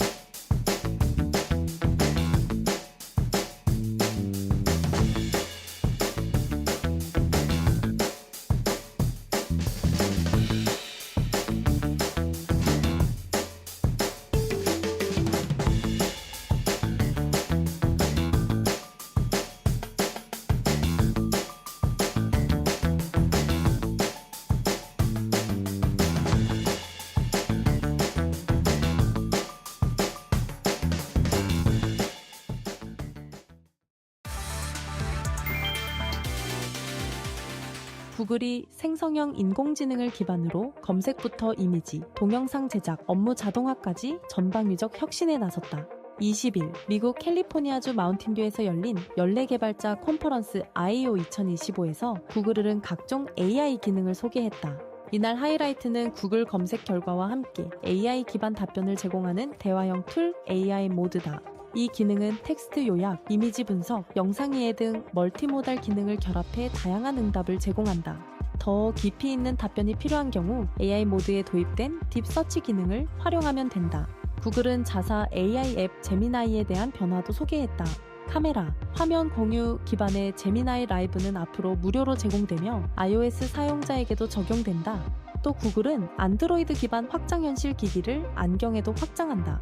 삼성전자, 젠틀몬스터, 워비파커가 참여한 안드로이드 XR 기반 스마트 안경을 연말에 공개할 것이라고 밝혔다. 삼성전자가 하드웨어를, 젠틀몬스터는 디자인을 맡는다.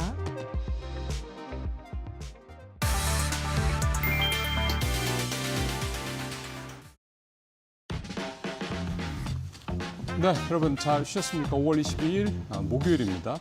비가 살짝 옵니다. 뭐 오전에 그칠 것 같긴 한데 어쨌든 비가 살짝 온다라는 거 감안하시고요. 자, 오늘 이데일리 신문에 나온 기사들 지금부터 좀 한번 살펴보도록 하겠습니다. 오늘 이면에 있는 기사를 가져왔는데요. 자사주 소각 의무화 피하자. 자진 상패 추진하는 상장사들이라는 제목입니다. 1면과 4면에 걸쳐서 이렇게 쭉 좀 자세히 좀 다루고 있네요. 일단 지금 텔코웨어라는 회사가 사례로 좀 올라와 있는데, 텔코웨어라는 회사는 통신 솔루션 하는 회사입니다. 아주 그렇게 뭐 여러분들께서 낯이 익지는 않을 겁니다. 보통 이런 회사들은 B2C, B2B 회사들이기 때문에 일반 소비자들이 직접 접점 있는 그런 게 좀 드물죠. 그러다 보니까 낯이 익은 그런, 우리가 흔히 잘 어디서 많이 들어봤던, 또 주가가 뭐 굉장히 뭐 시장에서 이렇게 좀 관심을 받고 하는 그런 종목은 아닌데요. 이 회사가 최근에 상장 폐지를 위해서 공시를 했습니다. 우리가 갖고 있는 지분이 외부 지분이 한 25% 정도가 있는데, 이 지분을 이제 다 공개 매수를 해서 상장 폐지를 하겠다라고 얘기를 하는 겁니다. 나머지 한 75% 정도의 지분은 이제 최대주주, 최대주주의 특수관계, 그다음에 자사주 이렇게 있습니다. 이렇게 좀 표에도 좀 나옵니다만 이렇게 좀 돼 있는데요. 중요한 거는 왜 이 텔코라는 회사가 멀쩡하게 갑자기 있다가 자진상패를 하느냐, 이 부분이 되겠습니다. 보통 자진상패를 최근에 하는 그 사례들을 보면 PEF들, 그러니까 사모펀드들이 지분을 산 다음에 자기네들이 이제 뭘테면 이제 모양을 좀 바꿔야죠. 여러 가지로 자기들 입맛에 맞게. 왜냐하면 되팔아야 되니까 4, 5년 뒤에. 그래서 자진상패를 하는 경우들이 좀 있습니다. 예를 들어서 뭐 제이시스, 요즘에 잘 나가는 제이시스 메디칼 같은 이런 회사들이 좀 그런 케이스들인데, 근데 이 회사는 그럼 왜 자진상패를 하냐? 위에 있는 제목에서 보시는 것처럼 지금 자사주 소각 의무화에 대한 부분이 지금 굉장히 강력하게 추진이 되고 있기 때문입니다. 무슨 얘기냐면, 이재명 지금 민주당 대선 후보, 사실상 대통령 선거에서 뭐 그러니까 득표율의 차이만 있을 뿐 당선은 거의 뭐 유력하다. 사실상 뭐 당선이 뭐 거의 확실하다라고 얘기가 좀 나오고 있다 보니까, 이 이재명 민주당 후보가 했던 얘기, 지금 시장에서 자사주를 흉내만 낸다. 그러니까 주주 환원한다고 자사주를 매입하는 흉내만 내고, 결국은 그 자사주 매입형을 가지고 자기네들의 뭐 대주주들의 어떤 뭐 일을 할 때, 대주들이 뭔가 자신들의 이익에 부합하는 뭔가를 작업을 할 때 그 자사주를 가지고 활용하거나 이런 식으로 한다. 그러니까 이거는 적절하지 않다. 그래서 자사주를 매입하면 이걸 다 소각하는 거를 의무화하는 방안을 추진하겠다. 이런 얘기를 했었거든요. 그러니까 이 자사주를 갖고 있으면 이거를 이제 계속 갖고 있을 수가 없는 겁니다. 그러니까 결국 이거는 자사주를 내가 매입한다 그러면 이제 무조건 소각하는 식으로 지금 다음 정부에서 제도가 좀 갈 것 같으니, 자사주를 특히 많이 갖고 있는 회사들, 또는 자사주를 많이 갖고 있으면서 그 자사주를 소각할 생각은 없고, 그 자사주를 이런저런 특히 대주주들의 어떤 여러 가지 이익을 위해서 활용할 생각을 하고 있는 꽤 많을 듯한 그런 우리 상장사들 같은 경우는, 이거 이러다가 내가 자사주 이런저런 이유, 목적으로 해놨는데 이러다가는 자사주 갖고 있던 건 다 소각해야 되는 거 아니야? 정권이 바뀌면? 그러니까 아예 그럴 바에는 자사주를 그냥 다 자사주뿐만 아니라 이 발행 물량들 다 매입해서 그냥 소각해버려야 되겠다. 그리고 뭐 상장 폐지를 해버려야 되겠다. 이런 생각들을 한다 얘기가 좀 되는 거죠. 근데 이게 텔코웨어만 이러지는 않을 거라는데, 이제 이번 이제 이데일리 기사가 그 이유를 좀 뽑고 있는 겁니다. 이게 이 회사뿐만이 아니라 다른 회사들까지 번질 확산이 높다. 그러면 시장에서 자사주 소각을 통한 이 주주 환원, 어떤 적극적인 주주 환원 정책의 어떤 이 트렌드가 정착하기가 쉽지 않을 수 있다. 이런 우려를 좀 하고 있는 건데요. 특히 이제 앞서 말씀대로 자사주 비중이 좀 높은 기업들이라든가 자사주 매입을 해서 다른 목적을 갖고 있는 기업들, 이런 기업들이 꽤 많을 것으로 추정이 되기 때문에 이런 이제 우려가 좀 나오고 있는 겁니다. 근데 좀 한 걸음 떨어져 보면 이런 생각도 좀 해보게 됩니다. 지금 자사주 같은 경우를 매입을 해서 소각을 하는 이런 소위 말하는 이런 방식의 이 주주 환원 정책, 이게 사실 뭐 애플이 대표적인 예죠. 그러니까 미국에 상당히 좀 잘 활용되고 있는 그런 제도인데, 이것 때문에 사실 미국의 기업들의 주가가 상당히 좀 많이 이렇게 꾸준히 우상향하는 모습도 보여왔고, 그 다음에 미국에서 기업의 어떤 특히 이제 상장 기업들의 어떤 주가를 평가하거나 이럴 때 이 EPS가 우리나라에 비해서 훨씬 더 중요한 어떤 툴로 작용을 하는 거, 이런 것들이 다 그런 방식이 있는데, 미국도 지금 같은 주저하는 정책이 펼쳐지는 데 있어서 처음부터 그렇게 잘 됐겠냐는 거죠. 분명히 여러 가지 우여곡절을 겪으면서 아마 지금의 과정으로 왔을 겁니다. 그러니까 우리도 뭐 지금 이제 이렇게 기사가 되니까 뭐 굉장히 많은 회사들이 이렇게 자사주 매입을 소각을 하는 걸 피하기 위해서 이제 상장 폐지한다든가 또는 뭐 여러 가지 방식을 취할 것이다.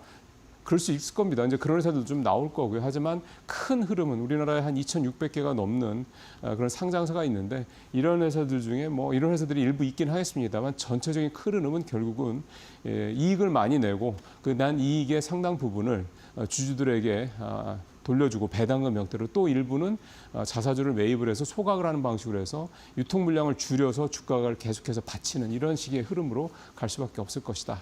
그렇게 큰 틀에서 좀 봐야 될 부분이라고 볼 수가 있겠습니다. 예, 대선 앞두고 우선주가 뜬다라는 기사입니다. 이데일리가 지금 특히 증권부에서 주도적으로 지금 열심히 좀 영상을 올리고 있는 주토피아라는 채널을 통해서 요즘에 재밌는 기사들 참 자주 올라오더라고요. 그래서 저도 좀 요즘에 일주일에 한 두세 번 정도는 이 주토피아 기사를 여러분들께 좀 소개를 해드리는 것 같습니다. 우선주라는 건 뭐 여러분들 잘 아시죠? 기본적으로 의결권이 없죠. 의결권이 없는 대신 의결권도 없고 뭐 다른 별로 혜택이 없으면 사람들이 우선주를 안 사니까 대신 나중에 배당을 더 줍니다. 그러니까 그 회사가 배당을 한다고 그랬을 때, 그러니까 뭐 삼성전자가 이번 뭐 1분기 실적 뭐 이렇게 잘 좋아서 뭐 이제 배당을 합니다라고 했을 때 그 이익금의 배당 부분이 있지 않습니까? 배당 하려면 이익금이 있지 않습니까? 그때 보통주보다 우선주에 먼저 배당을 해줍니다. 그리고 나서 이제 보통주로 가기 때문에 어쨌든 이 우선주들은 의결권은 없어서 사실은 뭐 소액주주들 입장에서 봤을 때 의결권이 큰 의미가 있겠습니까? 사실은 배당 수익률도 높은 종목이 오히려 더 나을 수도 있는 거죠. 그러다 보니까 이 우선주라는 게 항상 보통주와 괴리가 좀 있습니다. 보통 한 절반, 40~50%, 외국보다는 우리가 좀 더 괴리가 큰 편이긴 한데 어쨌든 40~50% 정도 괴리가 항상 있었습니다. 그러니까 만약에 삼성전자가 뭐 10,000원이다 그러면 이 삼성전자 우선주 같은 경우는 뭐 대략 한 5~6천 원 정도 한다라는 거죠. 그게 이제 일반적인 모습이었는데요. 그래서 사실 우선주는 배당 시즌 때 아니면 별로 사람들 이렇게 관심 없습니다. 근데 요즘에 우선주에 대해서 관심이 굉장히 몰리고 있고 주가도 굉장히 많이 오르고 있다고 합니다. 표 한번 보시죠. 이 표를 보시면 금방 딱 여러분들 이해하실 겁니다. 여기 밑에 좀 조그맣게 나와 있는데 크게 해서 보시면요. 코스피가 지금 4월 20일부터 5월 20일 사이, 그러니까 한 달 동안 5.7% 좋았네요. 근데 옆에 보십시오. 코스피 우선주입니다. 코스피 우선주 지수는 7.6%입니다. 2%포인트 가까이 더 높자 이게죠. 이제 이거는 전체고, 개별 종목으로 한번 가보시죠. CJ는 마이너스 1%에 그쳤는데 CJ 우선주는 무려 10%가 넘게 올랐습니다.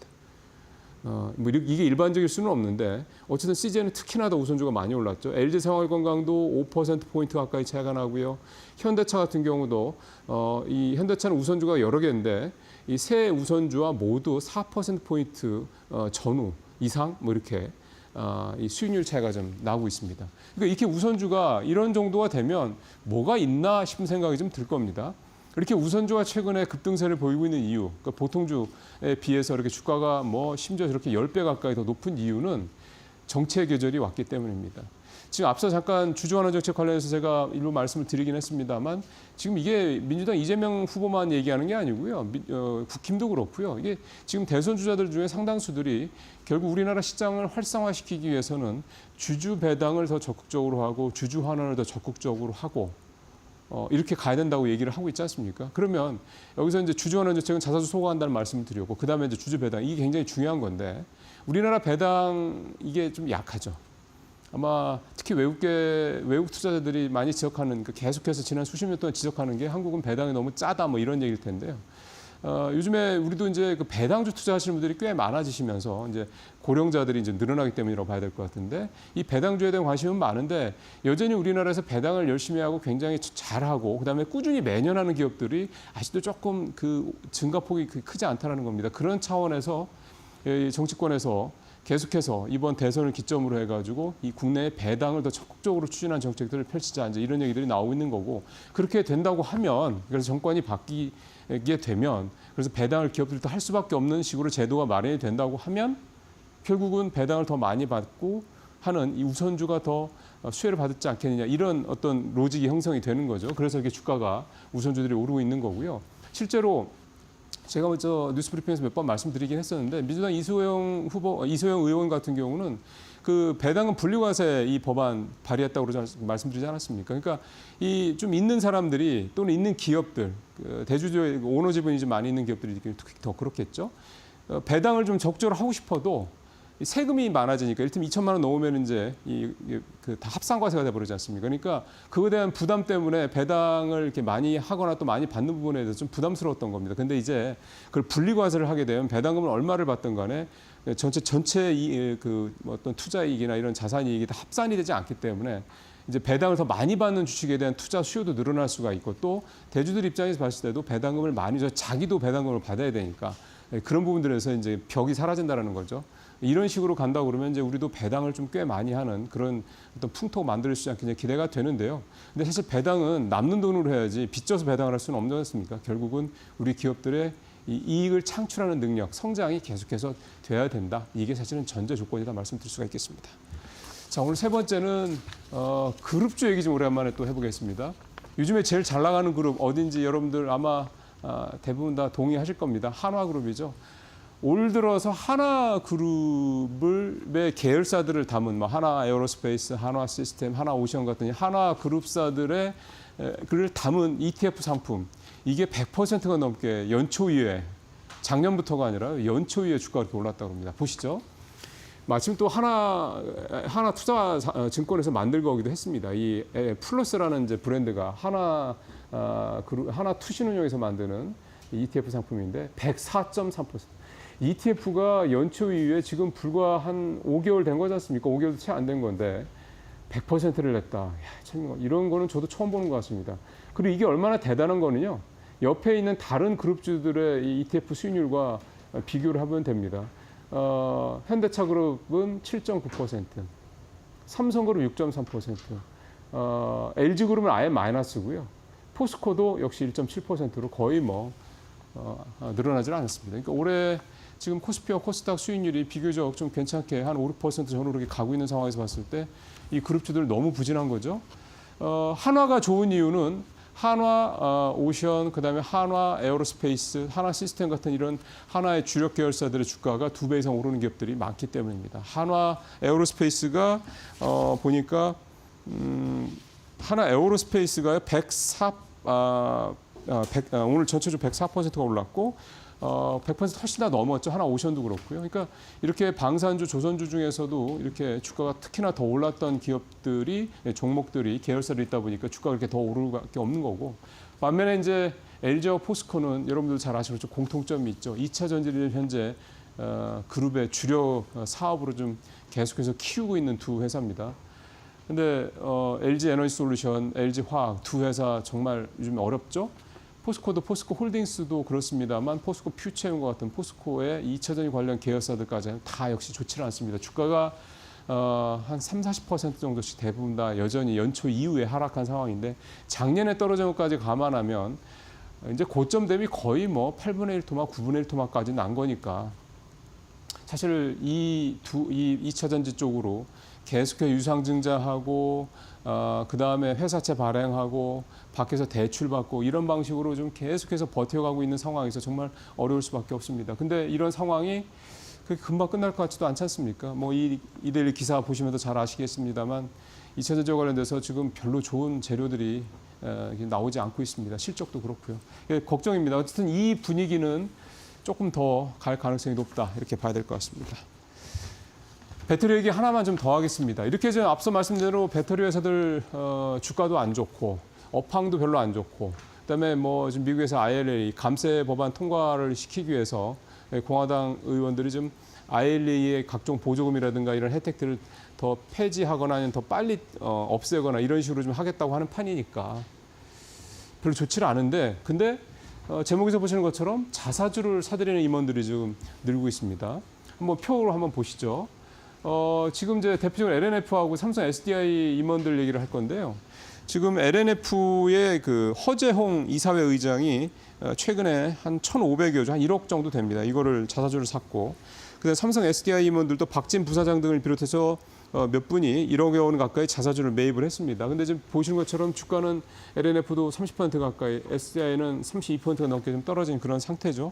잘 아시는 것처럼 회사 경영진들이 특별한 어떤 뭐 이슈나 모멘텀 없는데 자사주를 산다, 회사 주식을 산다라는 거는 보통 긍정적인 뜻으로 해석을 합니다. 뭘 더 많이 알고 있을 테니 우리보다 얘네들이 주식을 산다, 경영진들이 주식을 산다라는 거는 결국은 그 주가가 뭔가 오를 만한 모멘텀이 있겠지라는 기대감을 낳게 하는 거죠. 그래서 지금 LNF도 그렇고 삼성 SDI도 그렇고 자사주를 사는 부분에 대해서 좀 그런 시각들이 있기 때문에 배터리가 바닥에 온 게 아니냐 이런 기대감도 낳고 있는 것 같습니다. 앞서 말씀드린 것처럼 업황이라든가 이런 전반적인 상황이 눈에 볼 때 되게 안 좋은 건 사실이죠. 근데 또 거꾸로 얘기해 보면 작년에 아까 말씀드린 것처럼 작년에 이미 많이 떨어진 상태에서 올해 좀 또 30-40% 떨어져 있다. 그러면 이제 이 회사가 완전히 부도나고 망할 게 아니라면은 이제 거의 떨어질 만큼 다 떨어졌다라고 보는 시각도 증권가에서 나오고는 있습니다. 물론 이게 큰 힘을 하기에는 너무 좀 시장 상황이 좀 어둡죠. 그렇기 때문에 뭐 막 저 바닥이야 이제 삽시다 뭐 이렇게 얘기할 수는 없긴 할 텐데 어쨌든 주가상으로 봤을 때는 그런 거고요.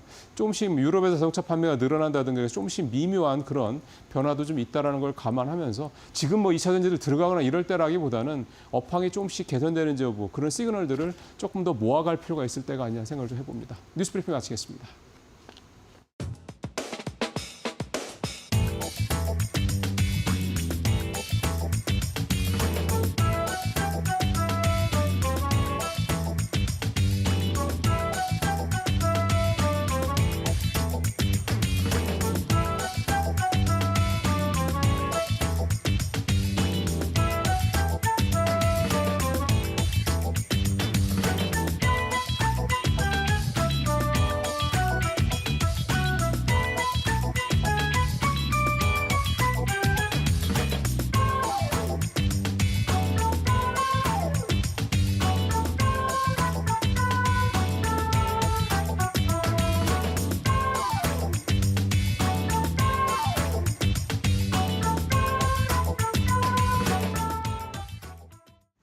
네, 마켓 비하인드 이어가 보도록 하겠습니다. 오늘은요, 이분과 함께 이야기 나눠볼게요. 저희 하창환 헤르메스 스탁 본부장 옆에 나와 계십니다. 어서 오세요. 네, 안녕하십니까. 네, 안녕하세요. 이 간밤에 뉴욕 증시 3대 지수가 약 1.5%에서 2%가량 좀 크게 내려앉았었죠. 이게 아무래도 좀 장기 국채 금리 관련 이슈가 좀 핫하게 있었는데 관련해서 어떤 이슈들 있었는지 한번 돌아볼까요? 네, 뭐 말씀해 주신 것처럼 사실 이제 20년물 국채 입찰에 대한 결과값이 나오기 전까지는 증시 분위기가 되게 좋았습니다. 그 상승 트리거는 비트코인이 좀 끌어내주고 있었던 부분이고, 뭐 구글 알파벳 같은 경우도 AI 검색 기능을 좀 확대하는 부분으로 진행이 되면서 분위기가 나쁘지가 않았거든요. 근데 말씀 주신 것처럼 이제 장 초반부터 사실 국채 수익률 같은 경우는 좀 부담스럽긴 했습니다. 뭐 10년물이 4.5 이상을 유지를 하고 있었던 상황이고요. 뭐 30년물도 좀 움직이고 있었는데 거기서 핵심적으로 문제가 생긴 건 이제 20년물 국채 입찰이었죠. 지난번 20년물 국채 입찰이었을 때 그때도 제가 이 자리에서 한번 말씀을 좀 드렸던 것 같은데 이상하게 좀 채권 관련된 부분에서 얘기를 많이 드리게 되네요. 그때 이제 하이힐드로 체결됐었던 게 10%도 안 됐었고요. 그다음에 이제 발행 쿠폰보다 퍼센테이지가 조금 이렇게 크게 변화가 없는데도 이렇게 하이힐드 부분에서 체결률이 이렇게 적었던 사례가 별로 없어서 국채에 대한 이런 수요가 굉장히 강한 상황입니다. 그리고 전문적으로 이거를 매입하는 쪽이 아니라 개인들이 대거 사주면서 사실 굉장히 좀 강력한 이런 입체에 대한 수요가, 국채에 대한 수요가 있었다라고 말씀을 드렸습니다. 있었습니다. 그때 입찰률 자체가 뭐 10년물, 20년물, 30년물 거의 다 2.5배 이상으로 좀 유지가 됐었고요. 물론 오늘 같은 경우도 이제 입찰률만 놓고 보면은 2.48배입니다. 그래서 그렇게 보면은 낮은 거 아니야라고 뭐 높은 거 아니야라고 생각을 하실 수가 있는데 이게 하이힐드 쪽에서 체결됐었던 물량이 41%가 넘어요. 그러니까 최고가 부분에서의 발생한 그 부분이 굉장히 높다라는 거고 그리고 5% 할인 쿠폰을 발행을 했는데 5% 이상으로 수익률이 체결이 됐습니다. 그 얘기는 즉슨 그만큼 채권에 대한 수요도가 매우 낮았다라고 보시면 될 것 같고요. 또 전문적으로 국채 입찰을 이제 하는 그 물량이 있는데 뭐 기간이라든지 이런 물량이 있는데 그 12%밖에 체결이 안 됐어요. 그러니까 굳이 이번에 안 해도 된다라는 거죠. 그래서 그만큼 이 국채에 대한 입찰률만 놓고 보면은 국채가 괜찮구나라고 생각을 할 수 있는데 이 전문적으로 들어오는 그런 쪽에서 물량이 적다라는 거는 향후 국채에 대한 수익률이 더 높아질 수 있다라는 걸 시사를 하고요. 그리고 채권이 잘 안 팔린다라고 하는 거는 최근에 이제 신용등급 하향이 문제가 됐었던 이유는 결국엔 부채에 대한 문제인데 이 국채가 안 팔리게 되면 자본 조달이 잘 진행이 되지 않게 되고 또 자본 조달을 할 때 이제 비용에 그 지불해야 되는 비용 자체가 높아지기 때문에 부채에 대한 부담은 더 커집니다. 그러면 지금 감세랑 같이 엮여 있는데 감세를 하게 되면 재정에 대한 수입이 줄어들게 되고 이게 또 부채에 대한 부담감을 넘어가게 되거든요. 그럼 이렇게 되면은 감세를 처리를 해야 되는데 감세를 처리하면은 또 기업들의 실적이 떨어지니까 밸류단이 떨어진다라는 거죠. 그러니까 지금은 밸류적으로 문제가 발생할 수 있는 여러 가지 요인들이 복합적으로 작용을 하고 있기 때문에 뭐 국채 수익률이 높아지면 당연히 PER 부담감 생기고요. 그래서 오늘 차익이 나온 거는 뭐 팔란티어 같이 PER 수준이 너무 높은 쪽들부터 강하게 차익 매물이 나왔거든요. 그러니까 지금 증시는 그런 부분에서 부담감이 상당히 있다라고 보시면 좋을 것 같고 또 선행 지수를 봤을 때 지금 소프트 데이터가 되돌려야 되는데 관세에 대한 부분이 빠르게 회복되지 않으면 소프트 데이터가 돌아올 수가 없습니다. 근데 그런 상황인데 지금 미국과 중국과에서의 지금 화이자 관련 화이에 관련된 이슈로 인해서 이제 반도체 칩에 대한 관세에 좀 격화 우려가 또 발생을 하고 있고요. 또 전극정제에 대해서도 지금 관세율을 굉장히 좀 크게 부과한다라고 얘기를 하고 있기 때문에 뭐 90일 동안 관세에 대한 일부 회복된 부분들이 있긴 하지만 다시 한번 재점화가 될 수 있다는 점. 무역전쟁 1기 때도 보통 이렇게 1차적으로 약간 뭔가 되는 것처럼 하다가 6개월 동안 정말 치고받고 엄청나게 싸웠거든요. 그래서 그런 상황이 다시 재발할 수 있다는 부담감들이 반영이 되면서 일단은 3대 지수 모두 좀 하락을 했다라고 정리를 드리겠습니다. 네, 아무래도 이 하이힐드 관련 부분들이 계속해서 좀 시장에 이 하방 압력을 좀 더해주고 있는 것 같습니다. 좀 절대 무시를 할 수가 없는 부분인데 그럼에도 불구하고 또 최근 들어서 굉장히 좀 미증시와 우리 증시 디커플링이 강하게 나타나고 있죠. 굉장히 좀 K증시가 선방을 해주고 있는데 아무래도 또 어제 외인이 3거래일 만에 돌아와준 이유가 아무래도 좀 이제 뭐 원달러 환율 이 부분에 영향이 다소 있겠죠.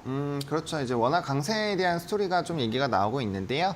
뭐 다들 알고 계신 것처럼 이제 기사가 좀 크게 나왔습니다. 미국과 우리나라가 협의를 하는데 원화 이제 절상에 대한 요구를 했다라는 부분입니다. 이렇게 되면은 사실 이제 우리나라 수출에 대해서는 좀 부담감이 확대가 될 수 있어요. 아직까지는 뭐 룸이 좀 남아 있죠. 대부분의 기업들이 1,300원을 기준으로 하기 때문에 뭐 아직까지 한 4% 정도는 영향력에서 조금은 자유롭긴 하지만 원화 강세가 계속적으로 진행이 됐을 때 과연 수출에 대한 흐름이 유지가 될 수 있겠느냐가 결국엔 핵심입니다. 일단은 뭐 원화 강세가 되면은 환차익이 발생할 수 있기 때문에 외국인 수급은 좋아질 거예요. 그래서 환율이 1,400원대 위에서 놀았었던 4월 달에 외국인 수급과 지금 5월 달 들어서 외국인 수급은 상당히 좀 차이가 있습니다. 4월 달에는 굉장히 큰 자금이 빠져나갔고요. 최근에는 이제 선물, 특히나 파생에서 콜옵션에 대한 수요도 상당히 큰 상황이고 선물 계약이 굉장히 좀 폭발적으로 늘어나고 있거든요. 그래서 지금 상황은 사실 롱 포지션이나 혹은 위아래 변동성을 챙기는 스트레이트 전략이 상당히 강해지고 있는 상황인데 지금 이러한 상황이 과연 어느 정도로 유지가 될 수 있을지는 수출에 대한 경쟁력 유지가 돼야 되는데 전일 발표가 됐었던 수출입 데이터를 확인을 해보시면 반도체 부분은 여전히 강세 흐름을 보여주고 있지만 나머지 자동차라든지 뭐 철강, 부품 이런 쪽은 분위기가 좋지가 않았거든요. 그러니까 이게 앞으로도 경쟁력이 유지가 될 수 있다라고 한다면 우리나라 증시에는 굉장히 좀 크게 긍정적으로 반영이 될 텐데 그 데이터가 좀 무너지게 됐을 때는 좀 물음표가 생길 수 있고요. 그나마 다행인 거는 이제 얼마 남지 않았죠. 6월 달에 들어오게 되면서 지금 최근에 뭐 기업들의 자사주 소각이라든지 이런 흐름들이 굉장히 강한데 결국 국가 중심으로 했을 때 이런 자사주 증시의 밸류업에 대한 이런 흐름들이 상당히 크게 나오고 있기 때문에 최근에 증권주가 랠리가 나오는 것도 이제 정책에 대한 플러스 알파 요인 기대감이 있는 거거든요. 그래서 만약에 그러한 상황이 된다라고 한다면 추가적인 상승 여력이 나올 수 있겠지만 앞서 말씀드린 이런 미국에 대한 부담감이 커지고 큰 증시가 무너지게 됐을 때 우리나라는 전 세계에서 가지고 있는 이 퍼센테이지가 크지 않기 때문에 그 부분에서 굉장히 자유롭긴 좀 어렵다 해서 상대적으로는 아웃퍼폼이 맞는데 기간별로 보면 또 사실 그건 또 아니에요. 그래서 지금 애매한 부분이 조금 있다라고 정리를 드리면 될 것 같습니다. 네, 뭐 비단 기업분만의 문제가 아니죠. 지금 뭐 서학개미 투자자분들도 굉장히 좀 눈물을 많이 흘리고 계시죠. 이제 아무래도 원달러 환율이 좀 많이 급락하게 되면 환차손 관련해가지고 문제가 또 많이 발생할 수 있을 것 같은데 이런 부분에 대해서는 좀 어떻게 대비할 만한 그런 이슈들이 있을까요? 뭐 만약에 그런 부분이 좀 걱정이 되신다라고 한다면 이제 방어주 쪽으로 포트폴리오를 바꿔 놓는 수밖에 없습니다. 지금 이제 증시가 사실은 꽤 많이 올랐고 그게 이제 조선이라든지 방산 이런 이제 기업들 중심으로 올라왔기 때문에 뭐 사실 산업적으로 본다라고 한다면 밸류적으로 조금 더 상방룸이 남아 있기는 합니다. 근데 이게 산업이 아무래도 좀 중장기적으로 올라갈 수 있는 산업이다 보니 대외 변수가 좋지 않게 되면 단기 차익이 좀 세게 나오거든요. 그래서 뭐 실내로 방산도 이번에 다시 한번 랠리가 나오기 전에 고점 대비 30% 이상 조정이 나왔고요. 뭐 조선 같은 경우도 이번에 다시 신고가 갱신하기 전에 주가가 최소 20% 이상 하락했다라는 점, 뭐 변압기도 마찬가지죠. 한 30% 이상 조정이 나왔다가 지금 다시 올라가고 있죠. 그래서 전반적으로 주력 산업군들이 그렇게 조정이 나왔을 때 과연 지금 다른 데로 돈이 갈 데가 있느냐라는 부분에서 봤을 때 좀 물음표가 생긴다라는 거죠. 이번 달에 제일 많이 들어온 쪽이 반도체 쪽인데 반도체 같은 경우는 결국에는 HBM 필두로 움직이고 있기 때문에 엔비디아가 화웨이발 관련된 그런 영향이나 뭐 기타적인 부분에서 큰 타격을 받으면 안 됩니다. 그러면 HBM에 대한 전체적인 캐파가 줄어들 수 있고 중국에 대한 점유율이 높아지면 우리나라 반도체 경쟁력이 떨어져요. 그러면 증시가 추가적으로 상승하기 위해서는 지금의 주도주가 아닌 나머지 뭐 반도체라든지 뭐 자동차라든지 이런 쪽에서 상승이 나와야 되는데 그러한 상황이 나오기가 어려울 수 있다라는 거죠. 그러면 증시에 대한 이런 변동성이 나올 수가 있고 말씀해주신 그런 이제 또 뭐 환차익이라든지 이런 부분이 발생을 할 수 있기 때문에 그렇게 된다면은 뭐 한국전력 뭐 최근에 많이 올라서 좀 부담스러울 수는 있겠지만 좀 방어적인 포트폴리오를 구축을 해놓으시는 게 좋을 것 같고요. 뭐 사실 주식으로만 그렇게 할 필요는 없어요. 지금 뭐 미국 채권 수익률 굉장히 높으니까 단기적으로 이제 중장기채 관련된 부분을 포트폴리오로 짜셔도 되는 거고 아니면은 파킹 ETF 이럴 때 지금 인기 엄청 많거든요. 그래서 파킹 ETF를 활용해도 좋을 것 같고요. 아무래도 이제 수익률이 높아지게 되면 자연스럽게 뭐 RP든 다른 쪽에서도 수익률이 높아지기 때문에 지금은 이제 포트폴리오 관리하시기에는 뭐 어려운 구간은 아니다 이렇게 말씀을 드리면 될 것 같습니다. 네, 그렇죠. 뭐 굳이 저희가 채권에 대한 선택을 할 수도 있는 거고요. 아예 포트폴리오 자체를 좀 다변화해보는 전략도 상당히 좀 중요한 시기인 것 같습니다. 자, 그럼 좀 섹터 얘기로 한번 넘어가 볼까요? 어제 깜짝 놀랐습니다. 이 트럼프 대통령이 골든돔이라고 어디서 많이 들어봤다 했는데 약간 아이언돔에 좀 착안을 받은 것 같아요. 근데 이제 차이점이 우주에서 바로 요격을 하는 거죠. 그렇죠. 우주 항공 기술이 반드시 좀 들어갈 수밖에 없을 것 같습니다. 맞습니다. 뭐 말씀해주신 것처럼 사실 아이언돔이랑 비슷하긴 한데 뭐 사실 이제 1970년도에 이미 스타워즈라는 이런 프로젝트로 진행을 하려고 했었는데요. 그게 이제 기술력이 부족하고 또 돈이 부족하다 보니까 진행이 안 됐습니다. 근데 이번에 또 한번 다시 진행을 하려고 하는 것 같고요. 이거는 이제 뭐 북한의 사실 탄도미사일 같은 경우도 우주 쪽으로 넘어서 오잖아요. 그래서 그런 타격들을 원천 봉쇄하기 위함이라고 보시면 좋을 것 같고 말씀 주신 것처럼 좀 아이러니하게도 골든돔이 발표가 되면서 또 삼성에서도 우주 항공 쪽에 대한 이런 뭐 삼성물산에 대한 움직임 또 삼성 리서치에 대해서 이런 우주 항공에 대한 전문가를 초빙하는 등 여러 가지 이슈들이 좀 있었거든요. 그러다 보니까 요거는 좀 크게 볼 수 있죠. 우리나라 대표하는 기업에서의 움직임. 그리고 다들 아시겠지만 삼성전자가 일단 투자를 하면 나머지 대기업들이 따라가거든요. 그래서 그런 상황으로 보게 된다면 국내외적으로 일단 플러스 알파 요인이 상당히 높다라고 보시면 좋을 것 같고요. 다만 아쉬운 거는 우리나라가 이런 위성에 대한 부분을 과연 선도하느냐 그게 안 된다라는 거예요. 왜냐면 요번에 이제 그 골든돔에 관련돼서 투자하는 게 1,500억 달러 수준이고요. 우리나라가 올해 예산으로 이제 추가적으로 뭐 좀 해보겠다라고 하는 게 3,200억입니다. 그러니까 2.3억 달러밖에 안 돼요. 차이가 거의 뭐 100배 이상 좀 차이가 난다고 보시면 될 것 같거든요. 그래서 엄청나게 차이가 많이 나기 때문에 과연 이게 재정적으로 이렇게 뒷받침이 잘 될까라는 부분에 좀 물음표가 있고요. 그래서 이쪽으로 만약에 계속적으로 보신다면은 뭐 단기적으로야 뭐 원앱이라든지 스타링크에 부품을 납품을 한다거나 이런 이벤트가 있는 종목군들을 보시긴 해야 되겠지만 기본적으로 뭐 원래적으로 이제 스타링크 쪽인 이제 데스티니 ETF라고 있습니다. 미국 증시에 그걸 보시거나 아니면은 이제 뭐 테슬라를 대체 투자를 할 수도 있고요. 그래서 조금 묶어야 될 거라고 보고 있고요. 그리고 팔란티어는 요번에 좀 고 PBR로 좀 PER로 떨어지긴 했지만 만약에 해당 부분이 좀 주목이 된다라고 한다면 이제 방산 쪽으로 좀 메리트가 상당히 높아질 수 있는 기업이니까 같이 묶어서 보실 필요가 있겠습니다. 네, 뭐 삼성이 이제 뛰어들었다고 하니까 저번에 약간 로봇 쪽에서 레인보우 로보틱스 같이 좀 같이 따라오는 그런 현상을 좀 기대해봐도 좀 괜찮을 것 같네요.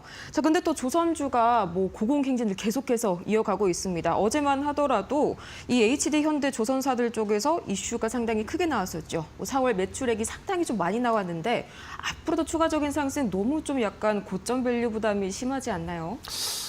그렇지 않습니다. 이제 조선 같은 경우는 이제 과거 사이클이랑 비교를 했을 때도 사실 뭐 PER 수준이라든지 이런 게 높다라고 보기는 어렵고요. 과거와는 또 다른 게 실적이나 이제 수주 잔고가 워낙 길게 좀 남아 있습니다. 그래서 글쎄요, 뭐 MRO 같은 경우는 좀 사실 부담스러울 수 있고 말씀하신 것처럼 고 PER로 들어갈 수 있어요. 근데 이제 대표적으로 건조하는 쪽으로 넘어가면 HD 한국조선해양이나 이런 쪽 같은 경우는 사실 나쁘지가 않거든요. 세진중공업이 한 번에 슈팅이 나올 수 있는 것도 결국에는 실적 그리고 영업이익률 대비했을 때 주가가 싸다라는 인식이 있었고 그런 관련된 리포트가 나오니까 주가가 슈팅이 나와버린 거거든요. 그래서 저는 건조와 연관되어 있는 쪽은 괜찮다라고 보고 있고요. 이미 이제 보고서가 최근에 꽤 나왔는데 MRO 부분에서 과연 우리나라가 어느 정도로 가져갈 수 있을까? 왜냐하면 군함 쪽은 일본도 엄청 잘하거든요. 그렇기 때문에 그 캐파를 다 가져오지 못한다라고 한다면 오히려 중국 규제에 따라서 선박을 건조하는 쪽에서는 우리나라가 압도적이기 때문에 오히려 건조 쪽으로 가는 게 훨씬 더 좀 유리하지 않을까라고 보고 있고요. 그렇기 때문에 어제 HD그룹을 필두로 뭐 엔진 쪽도 슈팅이 나오고요. 기자재 쪽도 거의 다 이제 그런 건조할 때 필수적으로 필요한 쪽이 많이 급등을 했기 때문에 그 부분을 조금 집중해서 보실 필요는 있을 것 같습니다. 그리고 당연히 MRO 뭐 일본 관련된 이슈도 있지만요. 현재 너무 약간 고점 밸류에 위치해 있다는 점이 아무래도 MRO보다는 이 건조 쪽에 좀 더 집중을 해보면 좋겠다라고 조선주 한 번에 정리를 해주셨네요. 자, 이렇게 지금까지 저희 하창환 본부장 함께 해봤습니다. 고생 많으셨습니다. 네, 감사합니다. 네, 저희 마켓 시그널이 준비한 소식은 오늘은 여기까지입니다. 저희는 다음 이 시간 더 유익하고 알찬 소식 가지고 돌아오도록 할게요. 오늘도 함께해 주신 여러분 고맙습니다.